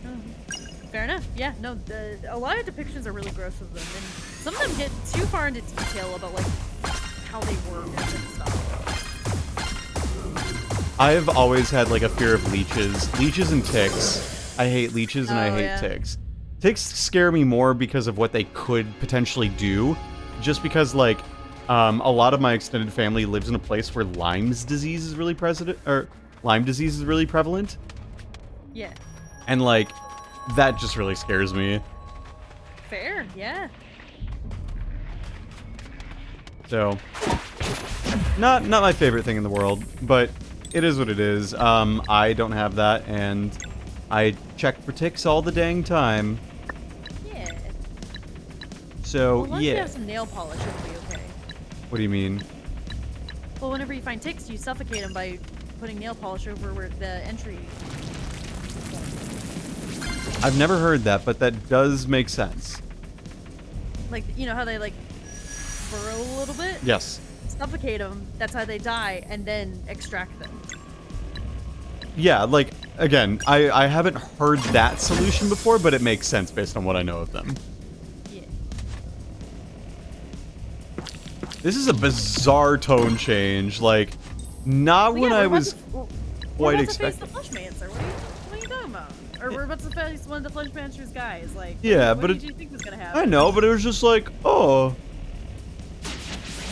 Oh, then you're not ready for what's gonna happen later. If you think this is wild. I don't think it's wild, it's just very different from what I was used to, because before it was like a, I don't want to say it was a whimsical little water world, but like, it was a charming little space. And now we have little criaturas here that don't inspire confidence. I think I would probably judge this creature based on its appearances. You're gonna judge a book by its cover? Yeah, I think I would here. Yeah. I think I would be a bigot to these things. Whoa! Wow! They don't Okay, deserve alright. rights. What, the little bile guys? What'd they ever do? The little bile piles, they tried to kill me. Well, maybe they were just trying to get some food. Maybe it was self-defense. Cat, Yeah? if a tiger came over and tried to eat you, but the tiger was made of bones and more flesh and more bones and more bones than it should have and more flesh than it should have and more appendages than deemed necessary and more eyes and arms and ears and noses than necessary, and it was hungry, would you let it eat you? Well, first of all, who am I to judge how many limbs a tiger is supposed to have? How many limbs does a tiger supposed to have? As many as it feels like it needs. Because, like, some tigers have 4 and some have 3. Like, who are we to say how many they're supposed What to if have? they had 12? Well, I would call him a funny little guy. What if he's Like, have- 12'5"? I'd call him a big boy. As a certified biologyologist, tigers should have no more than 80 limbs. Okay, thanks, biologyologist. Thank you for Thank your you. expert insight. Yes, that was very insightful. Thank you. I value your expertise. I missed a treasure, so I gotta go back and get it. The treasure? The treasure! Wow! You forgot the treasure? I forgot to measure my treasure. It gives me pleasure. Dare you. How dare you? It's all good. But, like, this hopping aspect, I know I've said it to death, but, like, this hopping across the things is directly lifted from Golden Sun. Is that a bad thing? It's a good thing. Okay. Just making sure. Phantom daggers, ooh. Ew. Oh, does that mean we can finally fight ghosts? Dag her. I hardly know her. Gosh. Gorsh G Whiz. How amusing we are, right? We're so funny. Everyone, We should go on tour. we should, like, start a comedy troupe. We should. What should our name be? You're angry all the time. I'm not so angry. I am not angry all of the time. We could call ourselves He says angrily. the Angry Gamers. The Angry Video Game Nerd Grump. Yeah, I was about to say, I feel like that's already taken. No, it's not taken. A comedy troupe with the name about gaming and how they're angry about things? What is this, 2007? That is a new concept. That is a new concept. The Rage Reviewer? We do like alliteration in this house. the raging reviewers from Mars. Mars. Why not? That means that we support Elon Musk. No. Mars? Mars. M-A-R-S, the planet. Yeah. How does being from Mars mean we support Elon Musk? Because he's gonna start the colony on the Mars. No, we are not. Dude, he's a colonizer. We're natives. Dude, I'm trying to drink water here. Wow. Okay, alright. What do you mean, wow? No, you're absolutely right. I am right. I know that I'm right. I'm never wrong. Well, I wouldn't go that far. I'm usually right. Eh. There are many times where I have been wrong, but it is not my fault. Right. Exactly. No. As soon as I said that, I was like, shit. You have a tendency to be correct, but, like, I wouldn't say that you're always right. I just pivot so that if I'm wrong, I just take a new stance and that makes me right once again. Wow. No backbone, alright. No, it's not true. There is a backbone. I'm just flexible. Like a snake. Yeah, I am all-knowing and wise. Alright. Calm down. I know secrets of this world you could not even begin to comprehend. Alright, calm down. Like what my luggage combo is. Luggage combo. The combination. Lock on your leg? Yeah. Okay, yeah. Fair enough. I have a really bad tendency to use the same combination across the board. Oh yeah? Yeah. I'm not What gonna is say it? What it is. No, absolutely not. You set yourself up for that. I know. But like, you know, as long as nobody figures it out, I'm set, right? Until they do, and then you're done for. And then they'll get into my luggage and they can steal my brand. Yes.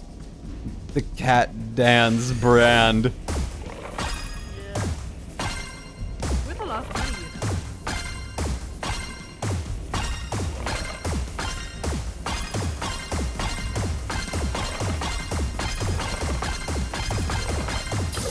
Nice. I found the biggest skeleton on this map. Where? It's Eldon's skeleton? Yeah. What the heck?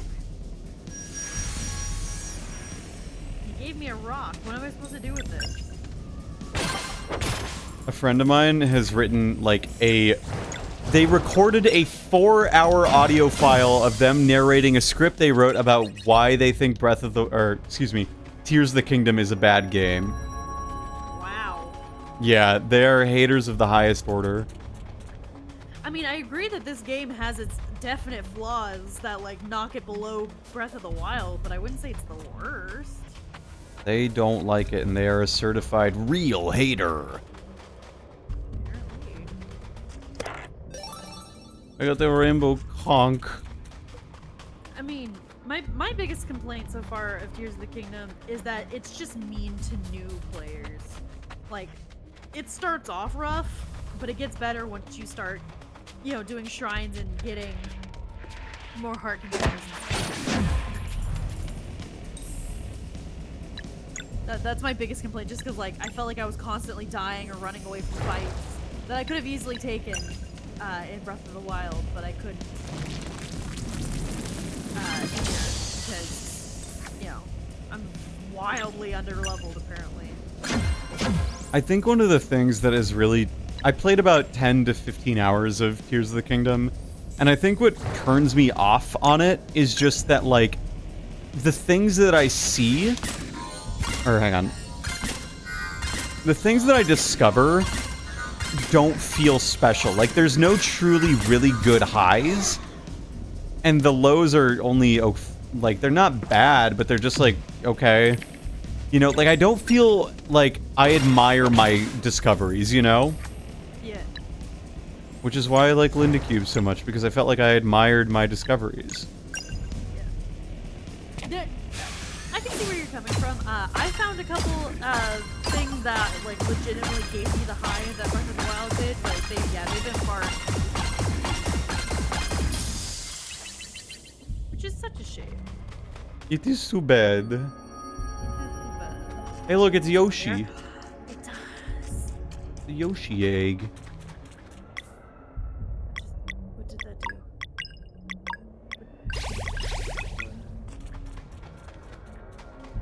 You guys, why are we...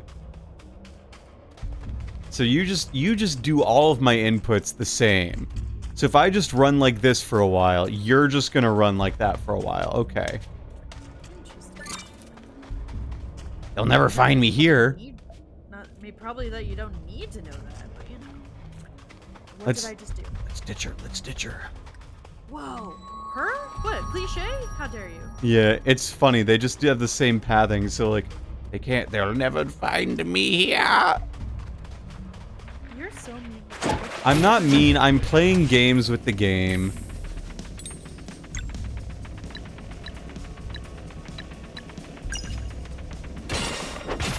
It's fine. I'm fine.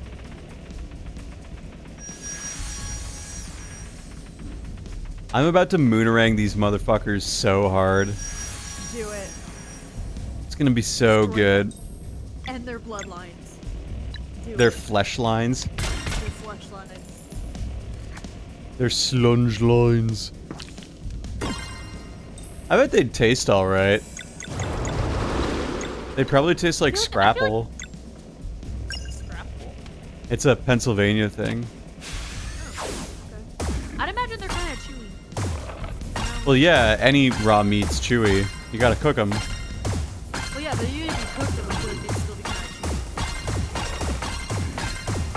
And I'm not about that. Yeah, that's right. I just mooneranged you to fucking death. Eat my You got ass. it, punk. Eat my ass. Eat my shorts. Eat my ass. Eat my shorts. Puff my shorts and choke. Munch on them. Crunch on them. You know you want it. Why are your shorts crunchy? Don't ask. I regret asking. In my defense, I regret asking. Yeah, that's fine. You're allowed to have regrets in life. Oh, am I? Good. Thank you for your permission. Despite what Persona 3 advocates for, you're allowed to feel regret. Alright.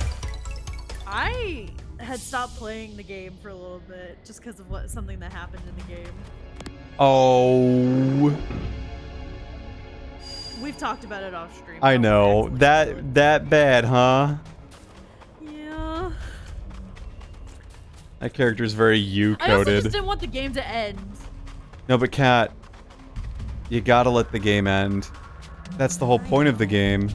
I know. Even though, like, I'm probably 3/4 of the way through now. Like, I'm not even that close Kat, to the you need to burn your dread. burn my bread. Yeah, you gotta burn your dread. Okay. That's the whole thing of the game, is you must burn your dread. Man, I'm just trying to get through my social links right now, and all of them are going awful. All of these social links are bad people. Yeah, they're not great. Some of them are just... I mean, I'm not gonna deny, like, the social links get better in later games.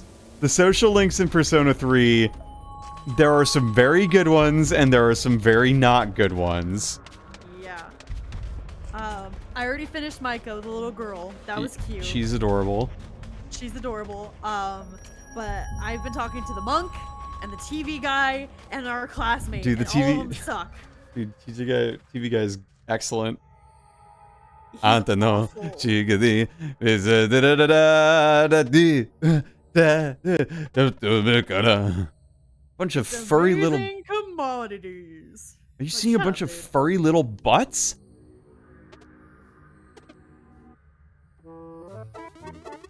Yeah, What? they're gorillas. What? What did you think was gonna be? Monsters.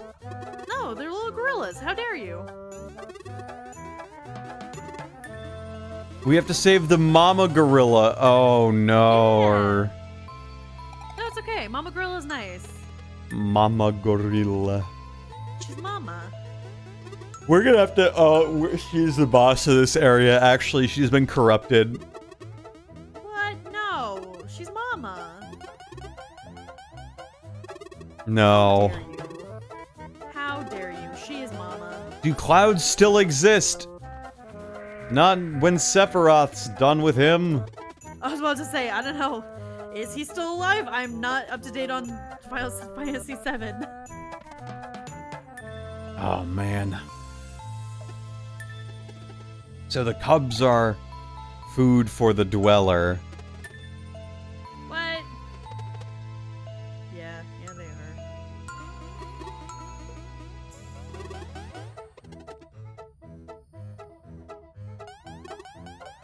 Because of all the things they could eat, why not eat baby gorillas, right? Right. Their butts look like peaches. Alright, you didn't have to go that far. I said it. I wish you hadn't. I can't unsay it. I wish you could. Ah, don't we all?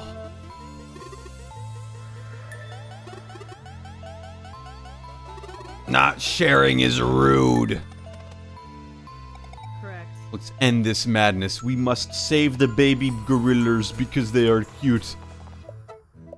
They are cute. Yeah, that's what I said. Yeah, and I'm agreeing with you. Hell yeah.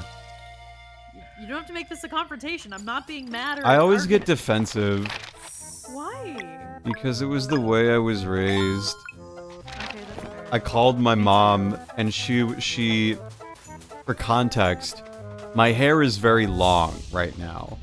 It is.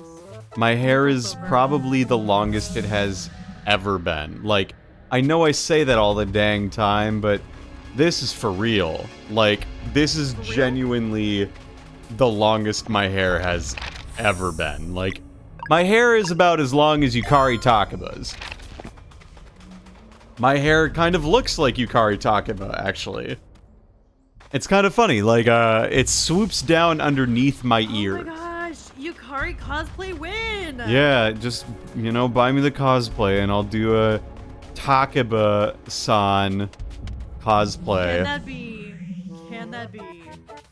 Only if they buy it. I am not gonna do it myself. Can it be a community points, thingy? No. You gotta buy that shit. Please. No. Please. I am not gonna buy a Yukari Takeba cosplay. Why not? For the fans. That costs money, Cat. Money I gotta save for a wedding.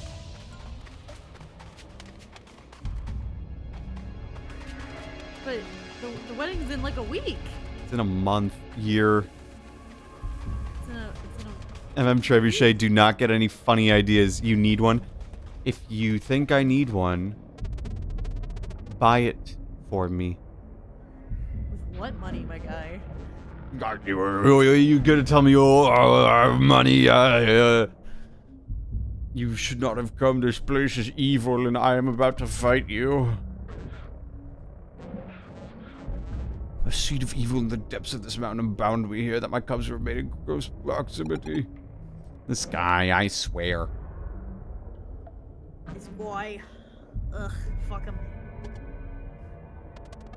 What a terrible fate. You have to watch your kids die and get eaten all the dang time. Yup. That's fucked. Yeah. They could return with the mountain and never return. There isn't much that could have been done if they had hair cleansing. We are so deep. Cleansing. Cleansing? Good at that. Oh, I'm good at that, yeah. We are so deep within the lair, the light from the eclipse would never touch the dweller, would make it vulnerable. You seal the mountain again and go. I don't think so.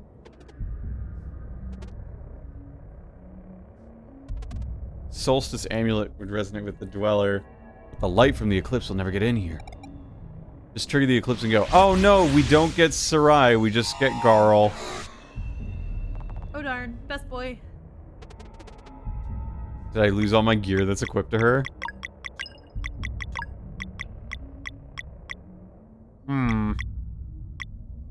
Are these characters undead? I don't know. I guess we'll find out. I guess we'll find out. It'll be fine. I mean, it's just a giant mother gorilla who has a lot of pent-up rage from being used. Just Fine. like me. No, I want to go and heal, game. That's too damn bad. Sarai ran away. Why can't I? Huh? Because she can rip a portal through space and time. Can you do that? Yeah. Oh yeah? Do it right now. Okay, I'm back. Wow. How far'd you go? I went 1 second into the past. Oh. I was waiting for you to say you went to Mars. No, I can't go to Mars. Why not? Because I can't breathe on Mars. But we're from Mars. I know, that's why we left. So I could breathe. Oh, right. Oh, how could I forget? Duh, you're Mars asthma. Yep.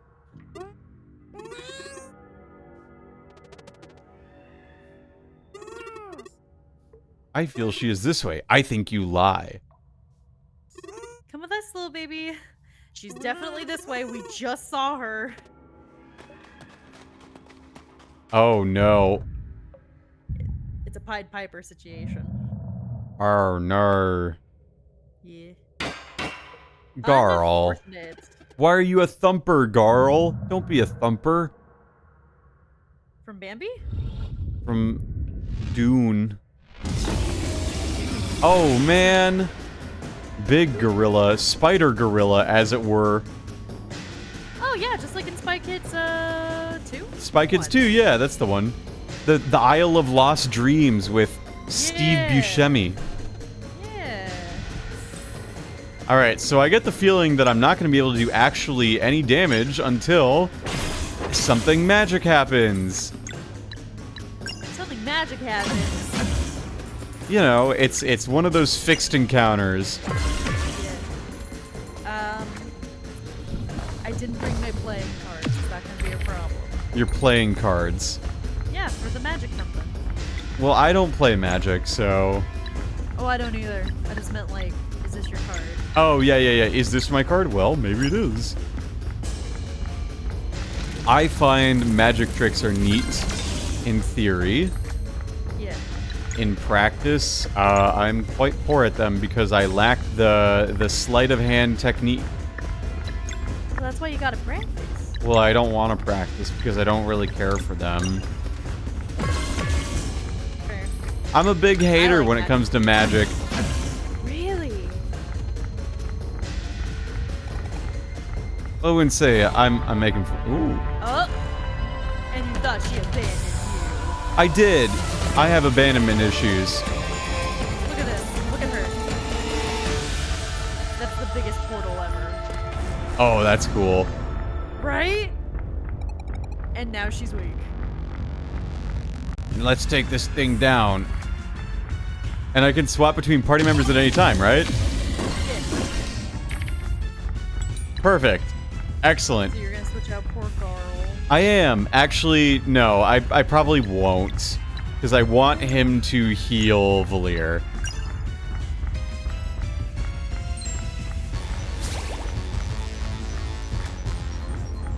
Belly drop. Ow. Okay. It's fine. It is fine. Now let's do a moonerang on everything. Here we go. I completely forgot about this, but I think it's so cool that the one eye glows whenever it gets dark. What? Next time the screen like gets kind of dark, look at the monkey's face. Okay. It does a thing that I really enjoy. It does a thing that I find very cool. Yeah.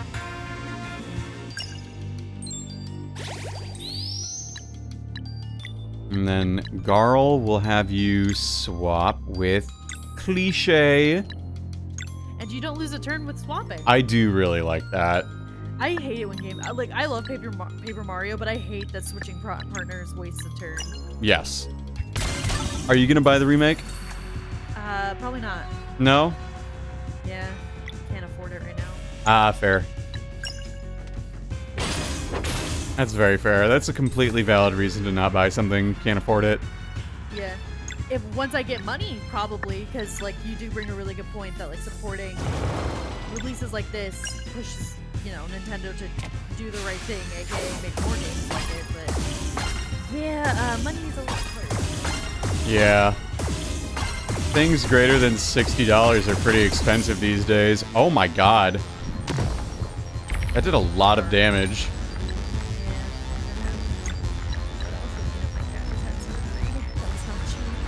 Yeah, that's also true. This is very loud. The game music might be very loud. I have game music turned down really low on habit, so I have no idea. Yeah.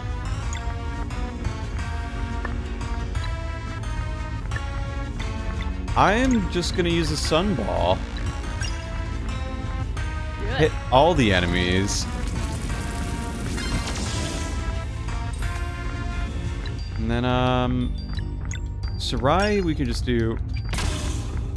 A little Sure. knifey knife. Little knife. Knifey knife. Oh, crap, never mind. Let's do that. Yeah, Let's... see, whenever it goes dark, monkey face. What do you mean? Whenever you were collecting the mana, like the rest of the screen darkens. Oh! I see. I love it when things do that. That is fun. Let's do, this. Get a little bit of chip off, yeah? Sonic Pain. Screen. That's, me whenever Sonic 06 comes on screen. Zing. Wait, do you like 06 or not? No, I don't really care for any 3D Sonic. Like, I just don't... I haven't played too many of them, and, like, they just don't interest me. They don't appeal to me. Sonic 06 does not appeal to me in the slightest. Fair enough.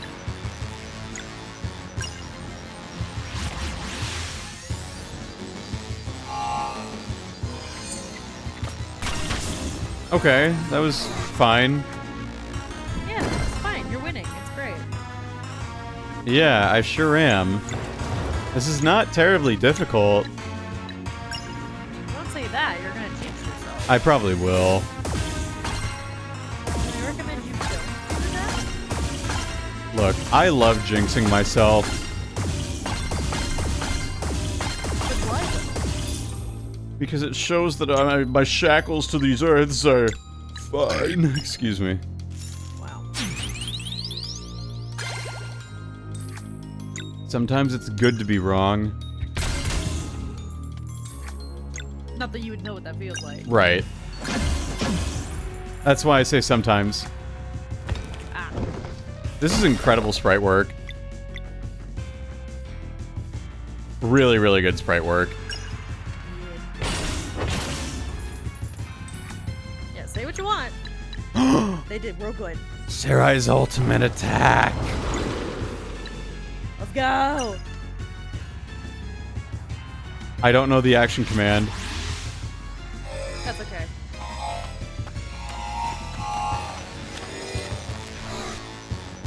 She brought the funny parade. This is ridiculous.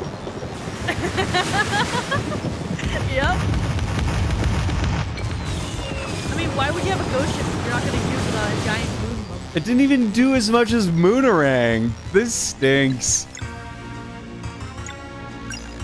Big oof. It was fun though. It was really fun.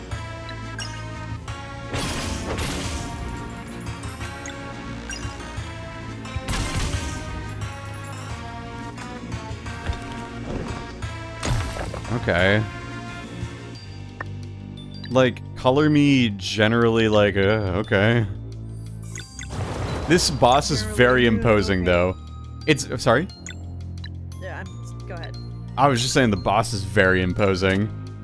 Yeah. What I was saying was just being an asshole. It's okay. Oh! It just fell. Yeah. Okay. It's almost like a whisper. I feel like I shouldn't be attacking this because it's a sad gorilla now. But Dweller of Torment.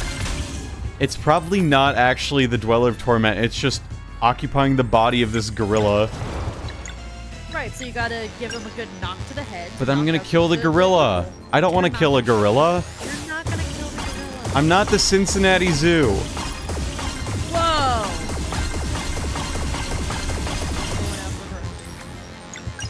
Justice for him is what I say. Well, yeah, justice, but also pour one out. Yeah.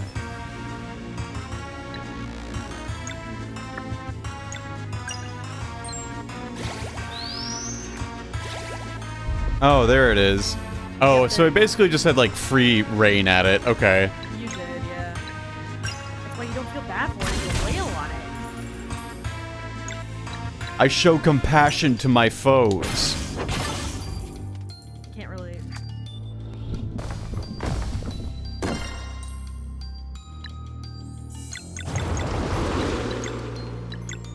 I'm epic like that. I'm a compassionate lover, not a fighter. I'm a lover, not a fighter.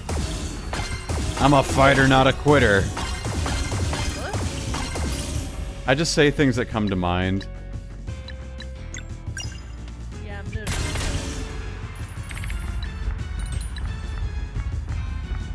Hmm.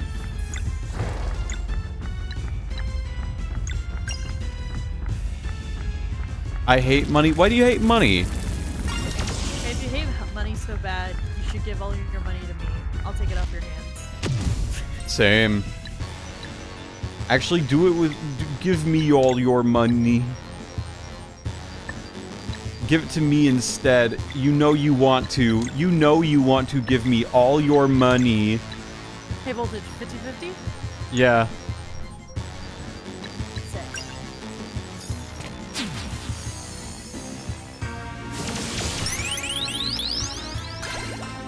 Ah, I love that.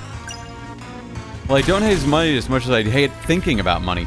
Why do you hate thinking about money? Thinking about money's fine. No, thinking about Thinking about money makes me cheer and grin. says a guy with a consistent job and a failing economy. Real. Thanks, grad school.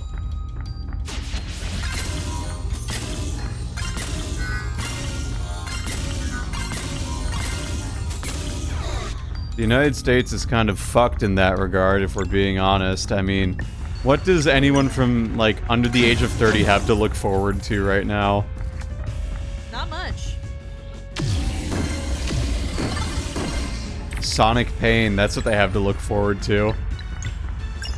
Sonic. From Sonic the Hedgehog? Yes. Is he gonna come to each individual house and beat us up? Yeah. Damn. How could he? How could he? We trusted him. Maybe that was our own fault. Yeah, you shouldn't trust blue hedgehogs.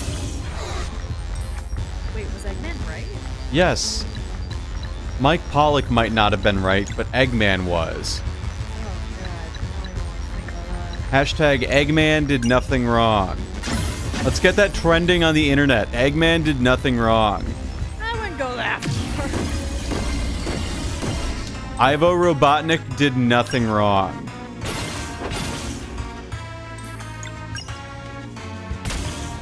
Eggman did 0 things wrong in the economy. He was right the whole time. And Jim Carrey was a blessing upon us for playing him. Did you see the Sonic movie?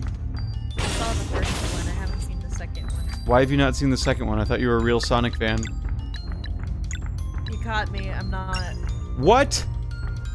Why not? Dude, we've talked about this. The number of games in the Sonic and like franchise I played is abysmal. You must play Sonic and the Secret Rings now. That one? Really? That's the one you're gonna tell me to play? Yes. Or the Sonic and the Black Knight. These are some very interesting choices you're telling me here.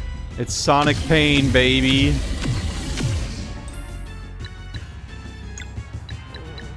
Okay. Trust me, I am a professional. Are you a professional Sonic player? Yeah. Oh, wow. Yeah, what's it gonna take for you to play Sonic on stream? I have played Sonic on stream. What's it gonna take for you to play Sonic on stream again? I don't know. I was debating whether I wanted to play Sonic Advance 3 Why that one? because I haven't played it in a very long time. Fair enough. And it's like one of I was my... about to ask what the premise of that game is, but it's literally just Sonic in the past. Yeah, it's like 2D Sonic on the Game Boy. Yes, the Vespertine strikes again, As it often does. as it often does. As it often does. It's loud and makes a scene and only does a little bit of damage. Yep. I mean, Not what a- else were we expecting from a ghost ship? Not unlike me. I am loud and I only do a little bit of damage. Wait, you don't think you're a DPS? Maybe, I don't know. I don't think about like what character class I'd be, because I honestly don't know. Because you're mentally stable. Yeah. You said it, not me. I mean, I can say it as the, native, As- unnaturally unstable. As the Nurgent of the group. As the mentally unstable person. I'll say it. Yeah. Say it. Say it with your chest. I am mentally unstable and I'm proud. Hell yeah. No, I don't want combo. I want Moonrang. Here we go. Focus time. Ring. Okay. Chew that monkey what for? You have There we go. Okay, now... Wait, do you not have the peak thing? The what? Do you not have the talisman that lets you see the enemy's HP? I probably do, but I just haven't used it.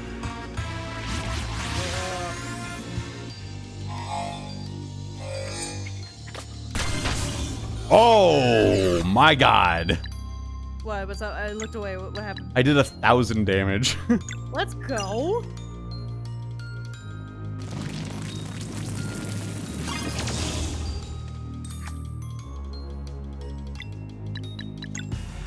Do I have any MP filling things again? No.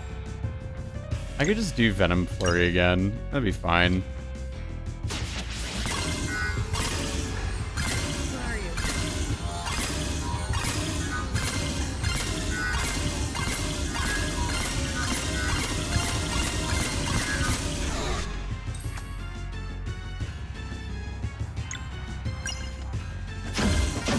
Okay. This is enough, because now what I can do is have Valir just use the Moonerang.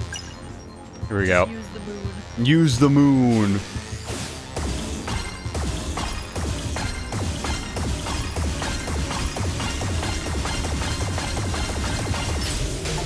Yay!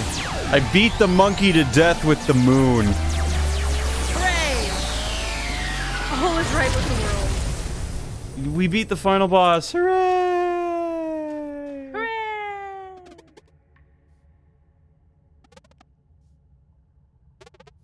If we destroy the core, it actually unleashes an evil more worse than the Dweller of Woe. What?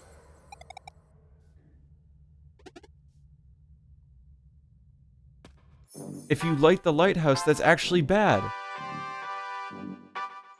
That's fine. Look, she's fine. Da da da da da da da da da da ba da ba da da da da ba ba ba da ba ba ba ba ba ba ba ba bum bum bum bum ba bum bum ba da bum bum ba ba bum bum ba da bum bum ba Da da da da da da da da da da da da da da da da da da. Da da da da da da da da da da da da da da da da da da. Oh, why'd you stop? It's sound. The key change was different.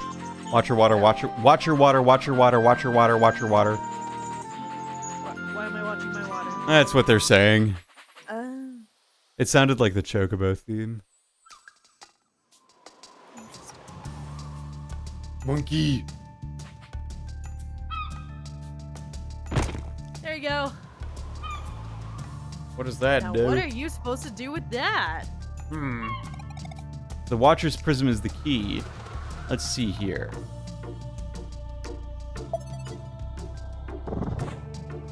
Ah, gee, I would have never guessed. Mossy Cache. Is it cash or cache? Cache. Oh, fancy.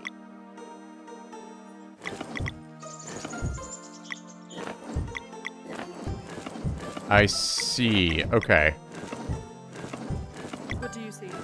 It is a puzzle. Oh. Are you good at puzzles? I'm not horrible at them. Well, that's something. It is a puzzle. And I did it. I solved the puzzle. Hooray! I do admire that they put, like, the conch emblem on all the rainbow conch treasure chests. Yeah. So you know exactly what you're getting. Yes, I got the Vial of Time. Huzzah! Let's take it to Rashawn. Yeah. So yeah, just do all of that in reverse. What is this supposed to be? Is the dude on his, like, hands and knees bowing down? Yeah, that kind of looks like somebody familiar, huh? Who? Oh, who do we know that wears a turban?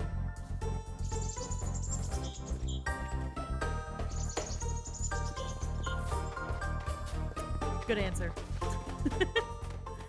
My silence speaks volume. It did. It was deafening, in fact. I know every answer known to mankind. Except for that one, apparently. No, I know everything.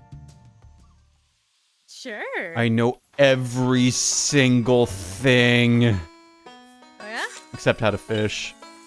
You know how to fish. I do know how to fish. I'm I awful really at got you a hat about it. I'm awful at casting though. Really? Oh yeah, like I'm still not like it's a skill I just never was really ever good at. Huh. Would not have guessed that, honestly. I thought you would be a master fisher. I'm not a master caster. Well, that's a shame. I regret to inform the fans. Now, You're letting a lot of people down with this information. I know, I'm not a master caster by any means, but I am pretty good at putting like worms on the hook. Huh. So, I'm not a master caster, but I am a masturbator, so Oh my god. I hate you. I hate you so much. I can't believe you didn't see that coming. I didn't. Oh. My life is forever serviced by my own amusements. And others' pain, apparently. Uh-huh. Look, you have to have fun in this world. If you ain't having fun, you're not having a good life. Regret.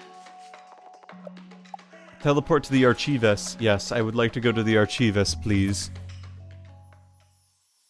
Because if Persona 3's taught us anything, it's you gotta have fun and not waste your time. Right, you gotta burn your dread. We have your stupid vial, you weird man. We got it.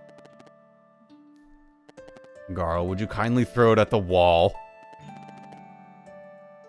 But then I dove straight into it. I hate you and hope that all of your atoms suddenly transmute into stable isotopes. Eat shit, that would mean that the world would end. So be it. I hope so. Well, okay.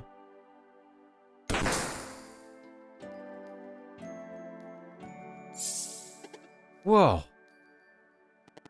Isle of Time, oh how I've missed you. Thank you for recovering my most prized possession. You have shown much bravery. Oh, make no mistake, I am coming with you. I feel like Tom Kenny would voice him. You would. But my code is strict, so there are rules. First, I may assist in battle, but it is not my place to win for you. As such, I will match your power, but never exceed it. Next. Next! No one for wear my true identity. You are to refer to me exclusively as Rashawn, and the most importantly, never as the Immortal Alchemist. Yeah. Tom Kenny. Definitely. Yeah, now that you said it, I hear it, and I'm like, huh. How'd I never think of that before? Rashawn. Yes? Oh, my, your robes are all tattered. Oh. Ah, shit. I've Dude, been taking a you got shower no 10,000 drip, years. brother. You have to exclusively have drip on this team. You gotta look decent. You gotta align with our color coding scheme. You see, Sarai's green, Valaire's blue, Zale is yellow, and I'm rare. No, Zale's red, and I'm yellow. Yeah. He's purple. Purple. Ta-da. Yep, he's purple. He's purple. Mesa Island. We got Rashawn. Hooray! You know what? I will be totally honest. I did not expect to have the guy narrating the game to be a party member. Well, that's just on you. That was just clear as day. No, it was not. It was not. I didn't see it coming either. Don't worry. It's nice to meet you, Teeks. I am also a traveler of sorts. Oh, You make potions. She recognizes him. You could say that. now wait a minute. There's more to you. I know it. I can tell.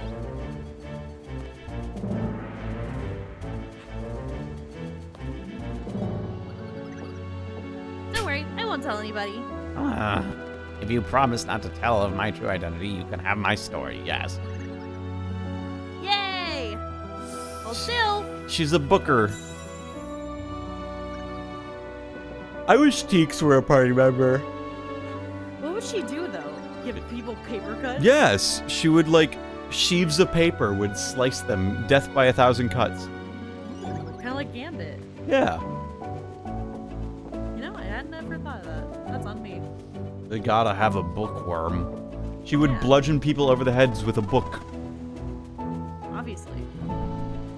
Have you ever hit someone over the head with a book? Yes, obviously. How did it go? Really good, actually. They were so bewildered that I actually did it. Did you concuss them? I did not. I'm not that strong. Oh man. But I appreciate the thought that you think I am strong enough to do that. Yeah, I mean, like, look, you seem like the type of person who'd like go up to someone you just met and be like, "Let's arm wrestle." No, I'm not.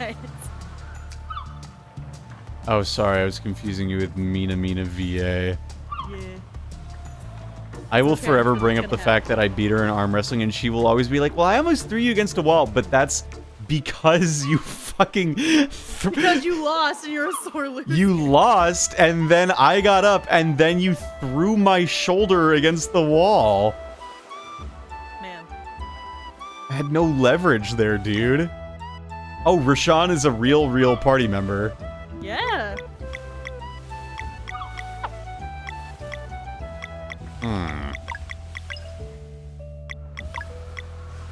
Well, I guess we can give him stuff. Why is a tattered cape worse than a spectral cape? Because his is immortal, like him. Withered cork. Yeah. Oh, he makes podions. Yeah, he's the immortal alchemist. Yeah. I know I just, like, I almost want to go back to the Watertown and hand in my friggin' rainbow conchs before we go over there, I missed a treasure chest over here. So I need to go and get it. Okay. I need to go to Mirth, and I need to go talk to not Gerard. I should also go check out that bar that I made, I guess. Hey, look, it's not Gerard, the not completionist. It's Bob. Hi, Bob. Get it? Because he's Bob the Builder. I'll buy it. You know what? I'll buy it. I don't know if that was their intention. I just like to think that was their intention. You know what? After this, I kind of have to assume so, given that, you know, it used to be a guy with a very, very, very big beard.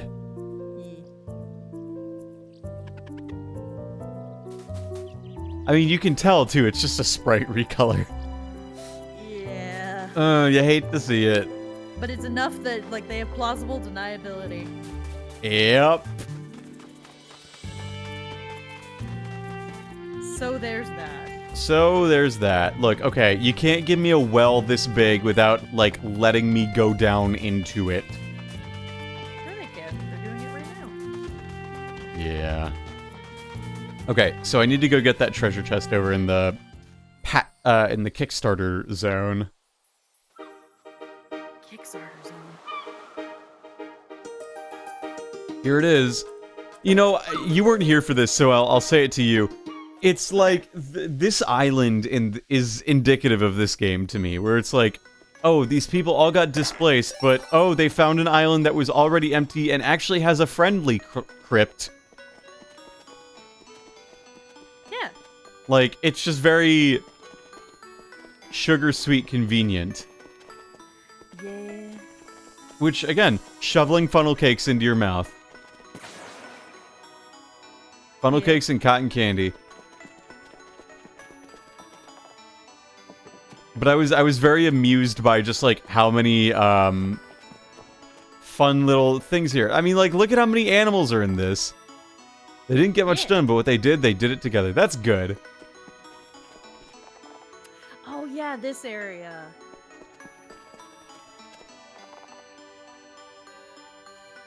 Was this the area that said, like, no violence? Yeah, pretty much. Did you ever try to do violence? No, I haven't. I wouldn't recommend it. How would you do it? I think you literally just draw your weapon or something. I don't remember. How would I draw my weapon? I don't know.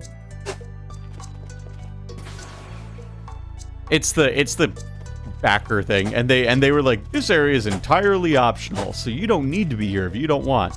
Well, it's not entirely optional because they got a fucking rainbow conch right there. Yeah.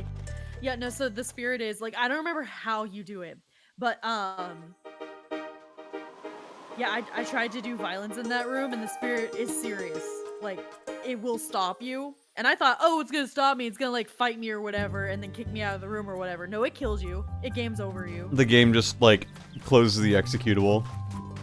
The game crashes. Like, literally, you see the thing that told you, hey, no violence. It comes in, like, anime cuts through you, and then just game over. I wish it, like, had hyper-realistic detail, too. That would be really funny. Like a Mortal Kombat moment. Yeah. Oh, that would be kind of Innkeeper wanted.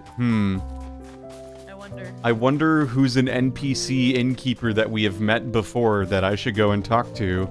Maybe that smelly loaf of a man would want to join us. Maybe. Let's go. Something that's definitely more important than, you know, saving the world. Finding an innkeeper for our tiny town. It's true. The world is what you make of it. Yeah. What? As Hannah Montana once said, life is what you make it. Nobody's perfect. Yeah. I gotta work it. Again and again till I get it right. Yeah. Hey! Dude, it's me and the guys when we're having a staring contest in the tub.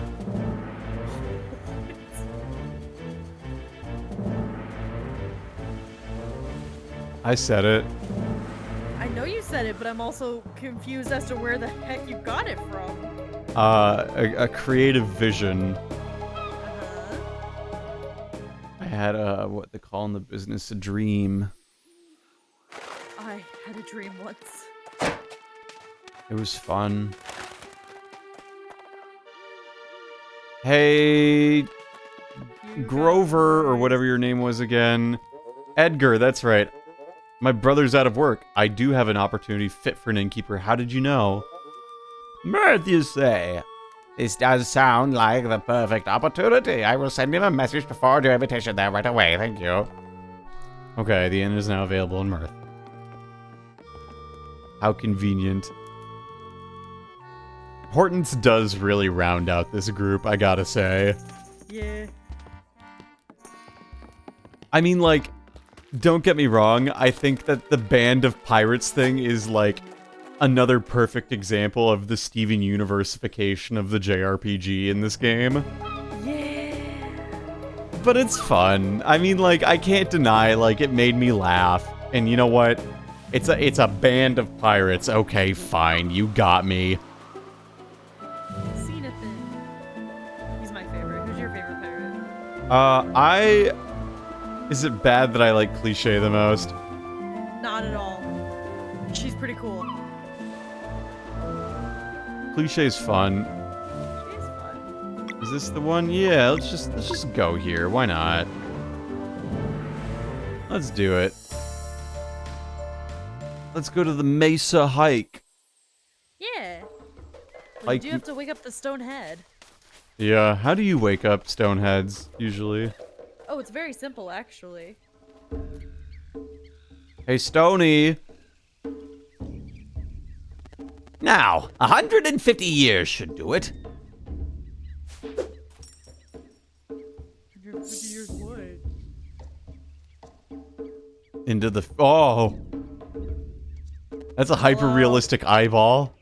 Yeah. I'm to check on my work. See, I have not foldered. I commend your dedication.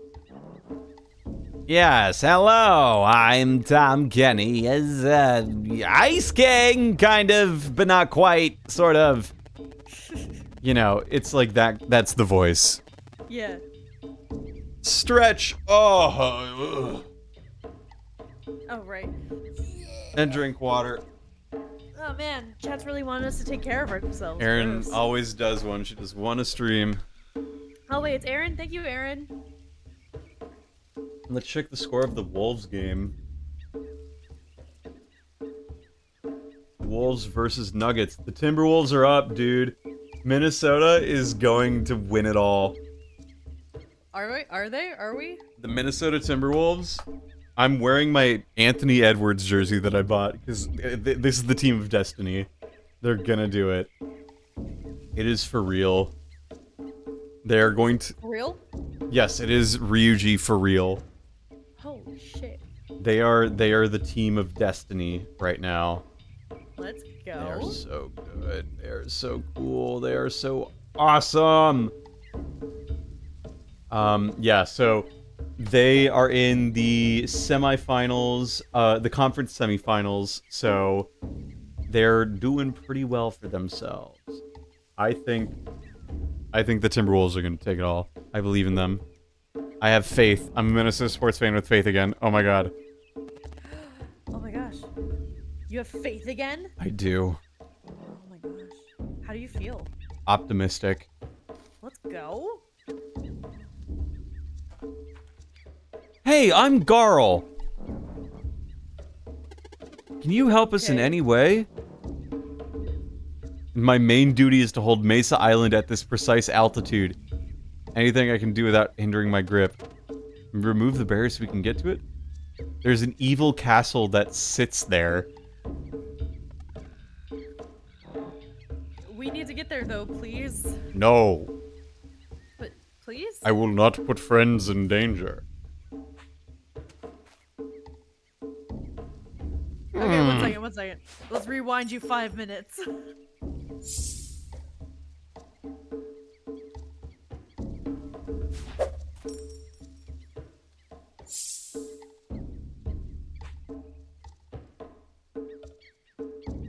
Hello.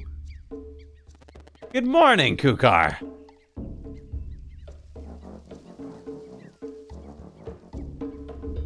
I commend your dedication.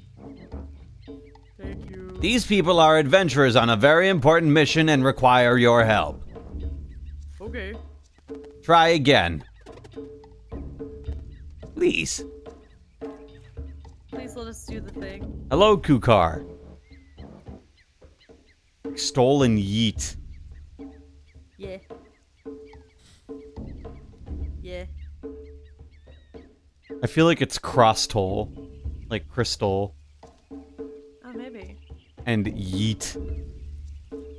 You eat. Yeet. Okay.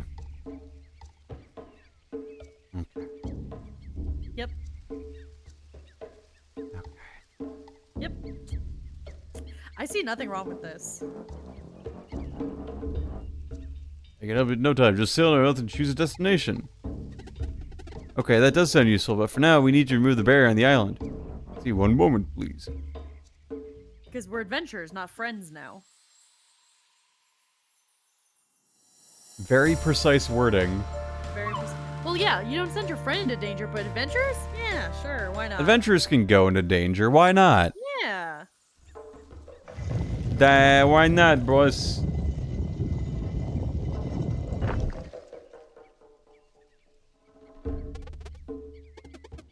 Thanks, Kukar. Naturally, save adventure traveler. Lead the way. Lead the way. Do something like that. Lead the way. Lead the way. Hang on. What skills does Rashawn even have? Excellent question. Abeyance. Arcane damage while pulling enemies together. Removes a random lock on a target. Ooh, that's good. +1 lock if timed. You get 2 locks if you time it right. Oh, I see. Okay, that makes more sense. All right, Petrichor. we only Do have you like one. Petrichor? Do I like what? Do you like Petrichor? What is Petrichor? Well, first of all, that's one of Rashawn's abilities, but it's Oh. also, Petrichor is the specific scent of wet earth after it rains. I have not smelt that. You know, how, like sometimes you go outside after it rains and it just like smells really like the world smells different, but it's good. That's Kind of. Petrichor. I've That's never, Petrichor. I've never heard that before. They make candles that smell like that now. Really? They do. They make candles that smell like mud. That smell like petrichor, not mud. Petrichor. Mud. You got rust. You It is a got wonderful smell, thank rust. I used to be the king of the mines, but then I got rust. God, I miss that game. And now you can't go anywhere? No, I sure can't. Those voices from Pajama Sam, like they are Rent just free in my head. they are just right in my wheelhouse too, which is especially fun. Yeah. He's like, well, I don't know too much about that, but I said, cheese and crackers. This is a game where you gotta play cheese and crackers. You darn you would.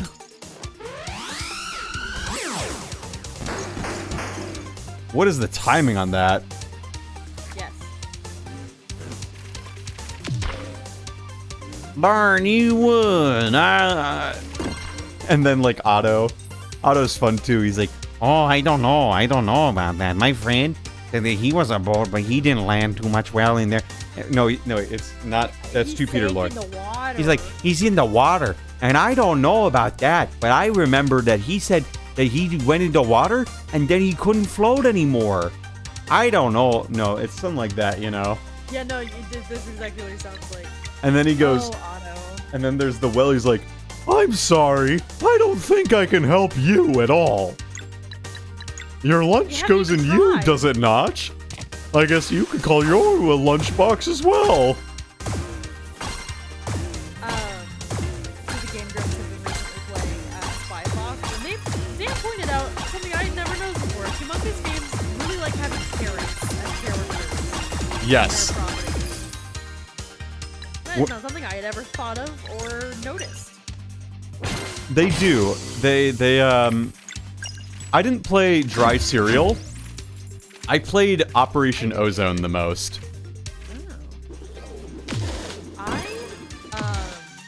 I played Pajama Sam 2 a lot. That is the only one I actually did not play. I was really bad at it. And 4, but no one gives a shit about 4. No. Well, I only had 1 and 2, and then with 2, I think, had the dry cereal demo. And so, like, I knew about Yes. the toothpaste, and I thought that was so funny. And then I never got to play the full game. Yeah, Which is such a shame. there was always a demo for Pajama Sam 3 in one of the Freddy Fish games. So I played like the demo where they're like, "You gotta be a gourd if you wanna go up in the telescope," Oh, and yeah. and then Sam goes, I'm Gord. Sam Gord. "Oh, look, he's Why a didn't you gourd. say so? Why didn't you say so?" Yeah. I love that he's held hostage as a political prisoner, though. It's pretty Yeah. great. Oh yeah, the humor is top notch. Humongous Entertainment games are like my childhood. I played Yeah, they need to come back. I played the tar out of Backyard Football. 98. Backyard. Oh, I haven't thought about backyard football in forever. I love that game. It's got Randall Cunningham, all-time Viking quarterback.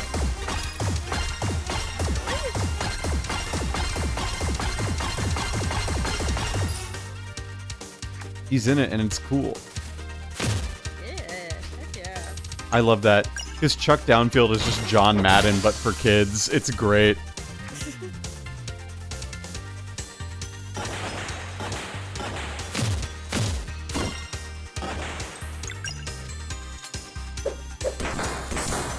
Interesting. What's up?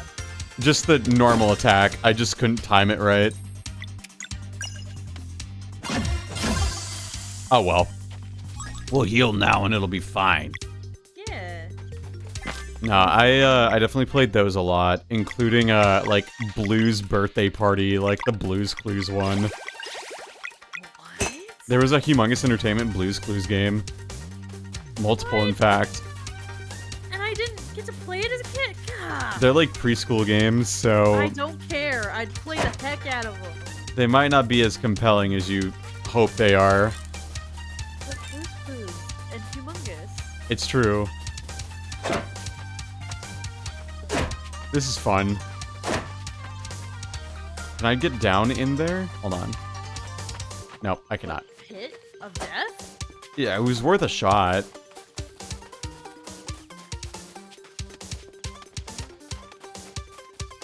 Pits of Death Yeah, are... we've talked about just talking about childhood games. Oh, what is it called? The Clue Finder. Yeah. Yeah. Which Clue Finders did you have? 5th grade? I had 3rd and 4th. Okay, the 4th one's weird because they go into the fucking pyramid, which makes no sense. Why not? Like, that's the only one where they get superpowers. Every single other one they have, like, they don't get superpowers. Except for in Clue Finder 6th grade where Joni starts turning into a plant. That one's weird. Yeah, that's where we draw the line. Yes, that is where I draw the line. That one's scary because, like, your weird, creepy neighbor just is actually a plant queen. Oh, like Poison Ivy. No, scarier. Have you seen the cutscene that, like, No. where her face... I only have 4th and 5th grade. No, Oh, yeah. Kat, you're not gonna like it. Oh, You're not gonna like that. When Miss well, now I'm Rose... curious. Oh, no. Hang on. I'm gonna have to find it now because it's like... No, I'm not watching it tonight. It's... Yeah, it's not for the... It's surprisingly like, what the hell? Kids game. How do you get away It's with for this? 6th graders. Yeah, but like, that's still a child. Yeah. But they can handle an old lady turning into a giant plant demon.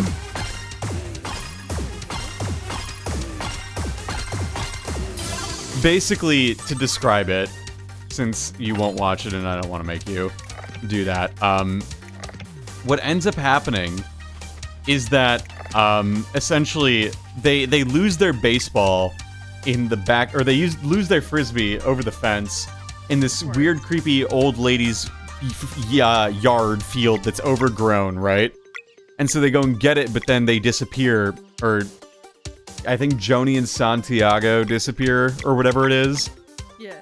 And so they go and look, and they find Miss Rose, the owner of that garden, and essentially they're like, "What? Let her go." And she's like, I'm sorry, dearies. I can't do that. and it's... How do I do that? Oh, it just sends it back. And so essentially, then what happens is, as she says it, then her face, out from her face erupts like a giant plant creature. Oh. Yeah, it's like, what the fuck? Of all the things I thought you were going to say, that was not one of them. And it's like, it comes out of her mouth too, which is especially just like, really? Oh, God. Well, curiosity's getting to me. Like, I want to know, but I know I'm going to regret watching it. I mean, it's animated in the same way. It's just very like, whoa. Okay, curiosity's winning. Yeah. Curiosity's okay, cool. Finders. 6th grade. Cutscene. Yep, thank you.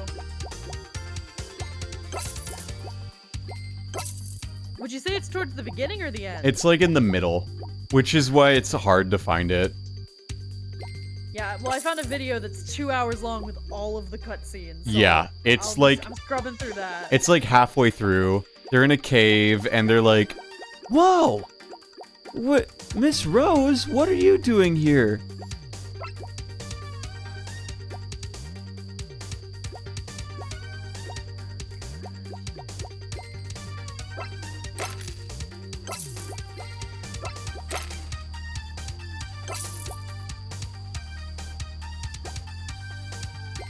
It's not the scariest, most disturbing thing you've probably ever seen, but it's definitely like a, what the hell?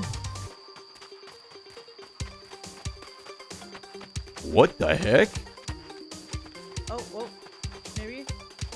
I think Santiago is the one who talks to her. It's either Santiago or Owen. Oh, yeah. Oh, no, it doesn't come from her mouth. It comes from the top of her head. Kinda. Like, But it yeah. comes straight from the dome. Yeah, but it's just like, Oh, wait, yeah, no, something does come from her mouth. It's one of the leaves or the roots. yes. What the fuck? You know what I mean? Like, I saw that when I was like a kid. And I was like, that's not cool. Yeah. You know, honestly, I made it through Roger Rabbit as a kid. That was nothing compared to that. Fair. I don't want to say I... Hang on.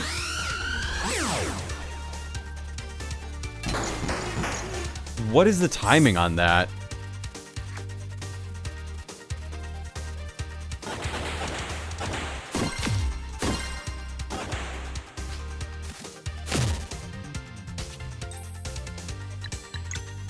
Oh well. We'll figure it out. Have you ever seen Who Framed Roger Rabbit? I have seen it, yeah. Yeah. That ending.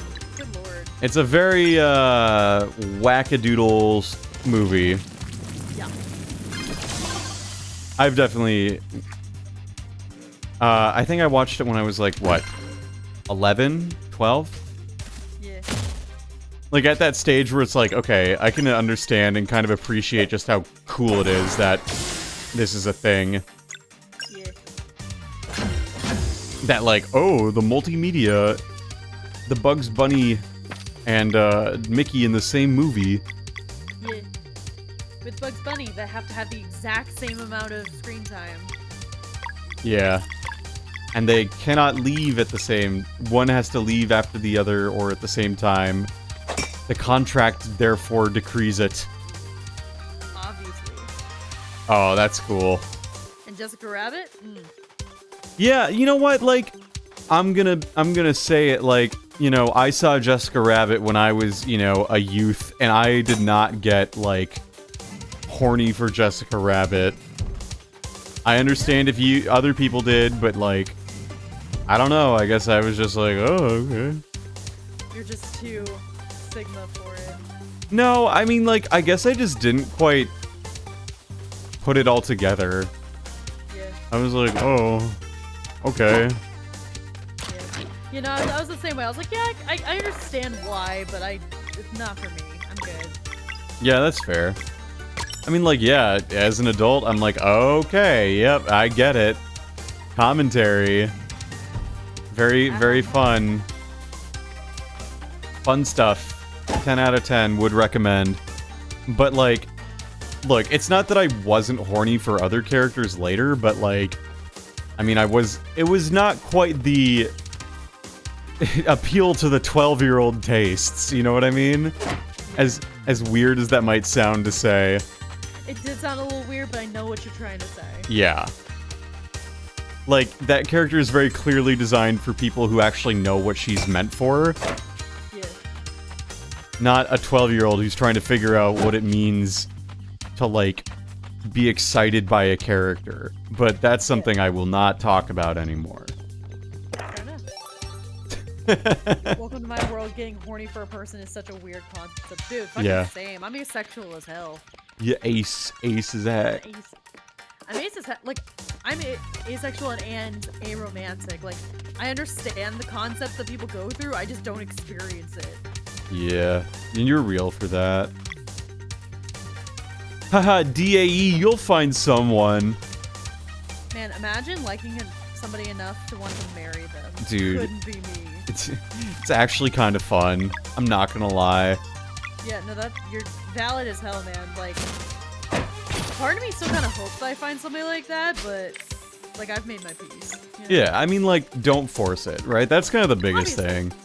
Yeah. Well, it doesn't help that I don't have, like, a consistent workplace or, like, hangout spot. So, like, my chances to find somebody are very slim. Yeah.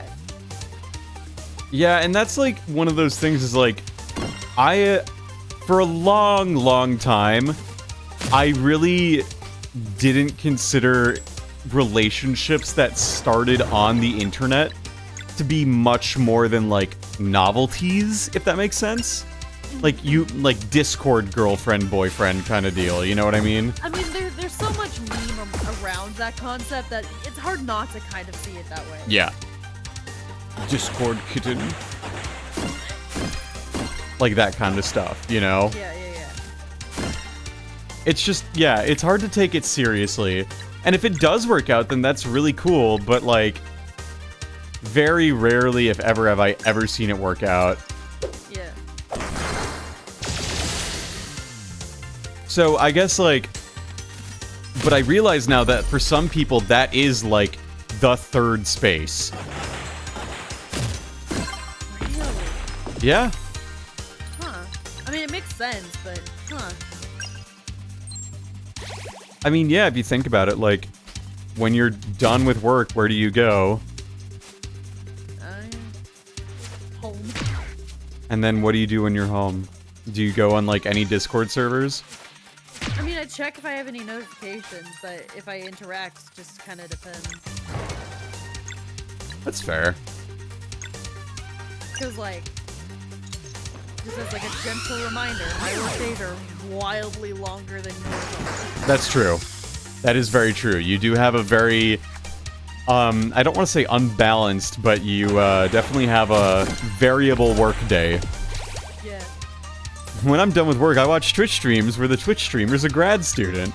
Oh, Yeah. gee, really? No way. Who is that? Yeah, who could that Who be? could that be? For those who don't know, mostly the person in chat, I work in TV production. I work in reality and documentary TV. My days tend to be 8, 10, 12, 14, 16-hour days. Somewhere in that range. So, you know, wanting to go and socialize after a long day like that, non-existent usually. That does not sound fun to do.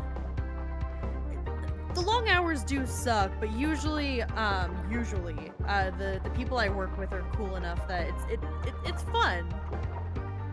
And it's not like I'm constantly on my feet running around. There are, you know, chances for me to sit down and take a breather. Yeah. Like, yes, you are technically on the clock for 12 hours, but that doesn't mean you're doing 12 hours of work. Yeah. Well, just like for example, on the last shoot I was just on, I was working as a PA. Yeah. And I was helping set up, and I was doing snack runs and making sure everyone was hydrated. But once the camera started rolling, I needed to sit still out of the way. Did So, you do extra work for one of those days too? I did. That was for House Hunters. They wanted to do a scene in a restaurant, but the restaurant was closed, so they just had me sit in the background eating very spicy food that I didn't realize was spicy. Wait, so you're telling me you can watch an episode of the House Hunters where we see you eating just like the spiciest food and trying to just like act normal in the background? Yep. That's incredible. Well, just like it was this cute little Louisiana restaurant, like a little mom and pop Louisiana style food restaurant, and they handed me a little basket with chicken tenders in it. I was like, cool, whatever. And I was like, well, I have to make it look realistic, so I started munching on the fries. I was like, okay, I'm running out of fries. I gotta make it look like I'm an actual patron. So I picked up a piece of the chicken, I took a big bite out of it, and I accidentally hit a cluster of chili pepper. Oh no. Exploded in my mouth. And so I'm like dying in the background with no water. And I'm just like, okay, keep it cool. The cameras are rolling. Keep it cool. And I was a professional. I kept it cool, but as soon as they said cut, I bolted towards the water fountain. That is incredible. That is so crazy. That's very fun. It was very fun. It was really good. Turns out all of the chili pepper that was supposed to be on that entire chicken tender was on that one bite. So afterwards, it was fine. It was delightful. Perfect. It's just, I had to get through that first bite. That is simply amazing. I love that. It was certainly a day, and I got paid good money to sit there and eat chicken for a couple hours. Yeah, I mean, you got paid to eat chicken. That rules. Yeah, it was really good chicken outside of the chili pepper. Like it was buttery and crispy. It was Ooh, good. that does sound kind of good. It was really good. That does sound kind of good, not gonna If it lie. wasn't so far away, I would go there again. How far away was it? It was about an hour from my place. Oh yeah, that's kind of far. Kind of far. So you're telling me it's not a viable option? It is a viable option, just not a very smart option. I see. I see.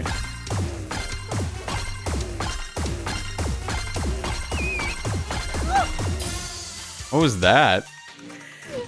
I'm running around. Have you ever?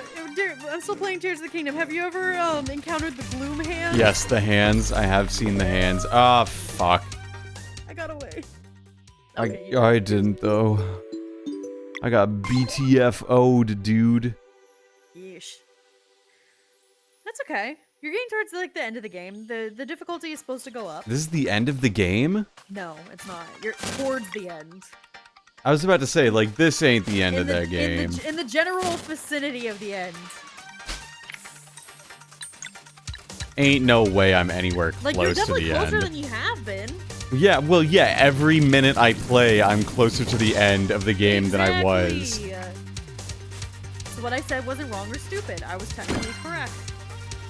What are you, a jurisprudence fetishist getting off on a technicality? No, I'm learning from you. Yeah, you're right. Got him. Yeah, you got me there. Got you there. Oh, you got me there, hmm? I did have a good point there, huh? You did. Forward progress forever. Hooray. Yeah, this is a very good pun. One of the puns I like. I stole it from the Onion, so... I lied. I made that one all myself. What is the truth? Stop lying. I lied.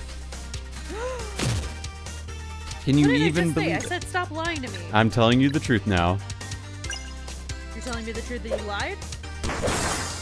I am telling you the truth that I What lied. is this, the doorway problem? Yep. one always lies, one always tells the truth, and one always answers with, like, a reference to Game Grumps? Oh, fuck.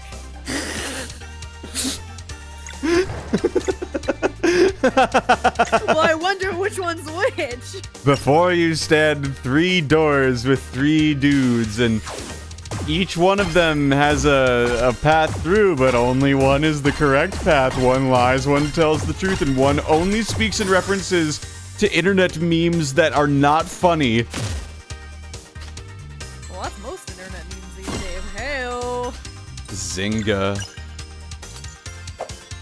I will never forget, and I will never stop talking about whenever our friend server did the try not to laugh challenge. Yeah. That was so easy. It was embarrassing, honestly. It was, shockingly coworker-esque. Yeah. Like, the humor you would send to your cubicle mate. Yeah, basically. Not that there's anything wrong with that, per se. It was It's just I not was sitting funny. here like, we are constantly busting out laughing on Voltage's streams. What is going on right now? It's because they're not funny. Yeah. There's a lot of, like, Instagram reels that are just not very funny. I'm sorry. I know funny stuff when I see it. That ain't it. That ain't it. There's one video that I just find really funny. It's by girl comedian Meg Bitchell, and she's just like, oh, I want that piece of cheese, but I don't know. And it's like, she's standing in just a New York apartment, and there's a plate with just like a block of cheddar cheese on it, and it's underneath a box with like the rope thing out of Looney Tunes. And she's Okay. just so genuinely like, oh, I want that cheese, but I don't know. It's just, I really want it. I should grab it, but I don't know. It's just really stupid. Girl, it's- just pick up the cheese. But it's funny. It's Yeah. very amusing to me. I laugh a lot at that kind of humor. So, alright, sorry, Rashawn, you're going away for a little bit. I want to use cliche. She's got full health, so. Yeah, that's fair. But yeah, so that is what I find funny in this day and age. Ooh. Oh yes.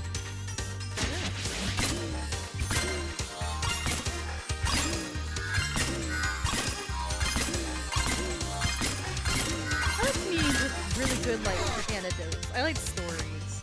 Yeah. Well, you like Hannah Gadsby, so that's kind of the So, that's your marker right there, basically. have you seen Hannah Gadsby? I did watch a little bit of Hannah Gadsby after you told me to go watch it. Which one? The one where she talks about her, I think she was the one she got, like, assaulted. Specifically. Sorry? Oh, you watched Nanette. No, don't watch Nanette. No? Yeah, Nanette's the trauma dumping one. Yeah, that was the one I watched. Yeah, watch Douglas. Okay. Douglas is the one that she was just like, well, if I had known putting trauma in shows would get me popular, I would have saved some from the net. But now you have to deal with me talking about other things. Okay, I guess. And then she gets to do some really funny talks. She actually does this really interesting thing, and she talks about this at the beginning. So it's not a spoiler, but like she has autism. Right. And, like she bases the entire show's theme off of that, and it's really clever and really well done. Interesting. I'm gonna be honest, I wasn't terribly impressed by Nanette. I found it just sort of like, okay. Yeah, Nanette is not her best work. Okay. If you are willing to give her another try, Douglas is the one to watch. Okay, I'll think about it. We'll see. The thing is, I'm looking to the comedy sphere just because I think it's fun to look at like new up and coming comics or like the new stuff, because like you never know where you might find a new stream bit, as it were. Yeah. Not that like I try and steal comedy bits from like comedians. I'm not a joke thief. But if I were, it would be a little something like this. You know what I'm saying? Yeah. So I just want to make sure that, you know, where I'm sourcing material comes from an authentic place and Yeah. giving credit to funny people as it comes. Yeah, Yeah. Said the guy just admitted to copying the onion. I admitted to copying it. That's the difference. It's not like I made that joke and passed it off as my own. Yeah. I think you would like the Douglas show just because she is an intellectual and she uses like fun history facts as a basis for a number of her jokes. Interesting. And like she uses like knowledge and power, and like she has a lot of really good wordplay, which is like, something I think you enjoy as well. Maybe. There's one comedian I like. Her name is Tig Notaro. And I especially like the stand-up set that she has where it's all improvised. She was locked in a bathroom up until 15 minutes when she was supposed to go up on stage. And so she just talks about that experience and how it traumatized her and how she's still recovering from it. And like the way that she presents it is like really funny because it's comedy. It's very funny. But like it's a little real. It's like, ooh, you good, Tig? You okay? You good? Well, I mean, obviously not. She was trapped in a bathroom. Yeah, you ever been trapped in a bathroom before? I don't think so. I've been trapped in an elevator. That's right, you've told me that, I think. Have I? Yeah, I once got almost trapped in a porta potty when I was like 6 or 7 at a Little League game. A Little League game. Yeah, I played baseball. Okay, it was your game. Okay. Very important detail, dude. I played baseball for like 6 years. Nice. Yeah, so I partook in the great American pastime. Heck yeah, I played softball for about 7 years. What spot did you play? They mixed me around. But like, which ones? Let's see. I played first base, second base, shortstop, never third for some reason. Outfield left, and catcher. So they put you at first because you were tall? Or you could catch? Actually, well, I was the only one on the team for a little while there that was actually willing to put in the effort to actually catch the ball at first base. Oh, that makes sense. Yeah, yeah. that is like the spot to make the play, so. Yeah. Well, just like we had one other girl who really wanted to be first base, but she liked to show off, and that cost us a bunch of like, base runners. Yeah, that'll do it. And given that I the don't- reveal. The Clockmancer's house. Not quite. The Fleshmancer's house. There you go. Goodbye. Hello. Goodbye. Okay. Good night. Oh, good morning. Hello. Yeah, I was primarily shortstop or second base because I knew what to do. I was one of the few kids who understood that when like the ball is not coming to you, you run to the bag. Ah, yeah. So I was there, and then I was. People didn't know that. Well, no, they were like 6. They were 7. They were 8. Oh, okay. So like that was my my skill. I was the smart one. I was initially in outfield, but then they realized that like, oh, I have good mental awareness of what's going on in the play. Yeah. So let's move you forward. Yeah, and then I played a lot of third base because I could like throw the ball far. Yeah. That's exactly why I was That's exactly why I was catcher and outfieldman. Mm-hmm. I could throw. Let's see. I was 8 when I started, so yeah, whenever I was 8 years old, I could throw from home to second and no problem. Nice. And yeah, and because like nobody else could do that, they were like, "All right, Cat, you're catcher now." I was like, You're "All right, you're cool." catcher now. Well, speaking of playing catcher, it's about time we catch some Z's. Because it is, in fact, after 11, and I have a dentist appointment at 9 a.m. tomorrow. Oh no! Just So- cleaning, right? Yeah, just a cleaning, and I want them to look at my tonsils, because I have had a lot of tonsil stones lately, and I don't know why that is. So, we'll do that. We're gonna raid my guy, King Zexo. Zexo. That's a name. Zexo, with a Z. What should the raid message be? We'll just say, catch this. Something like that.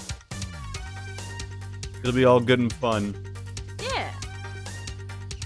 And, he is playing Dragon Ball Z Kakarot. So, until then, goodbye.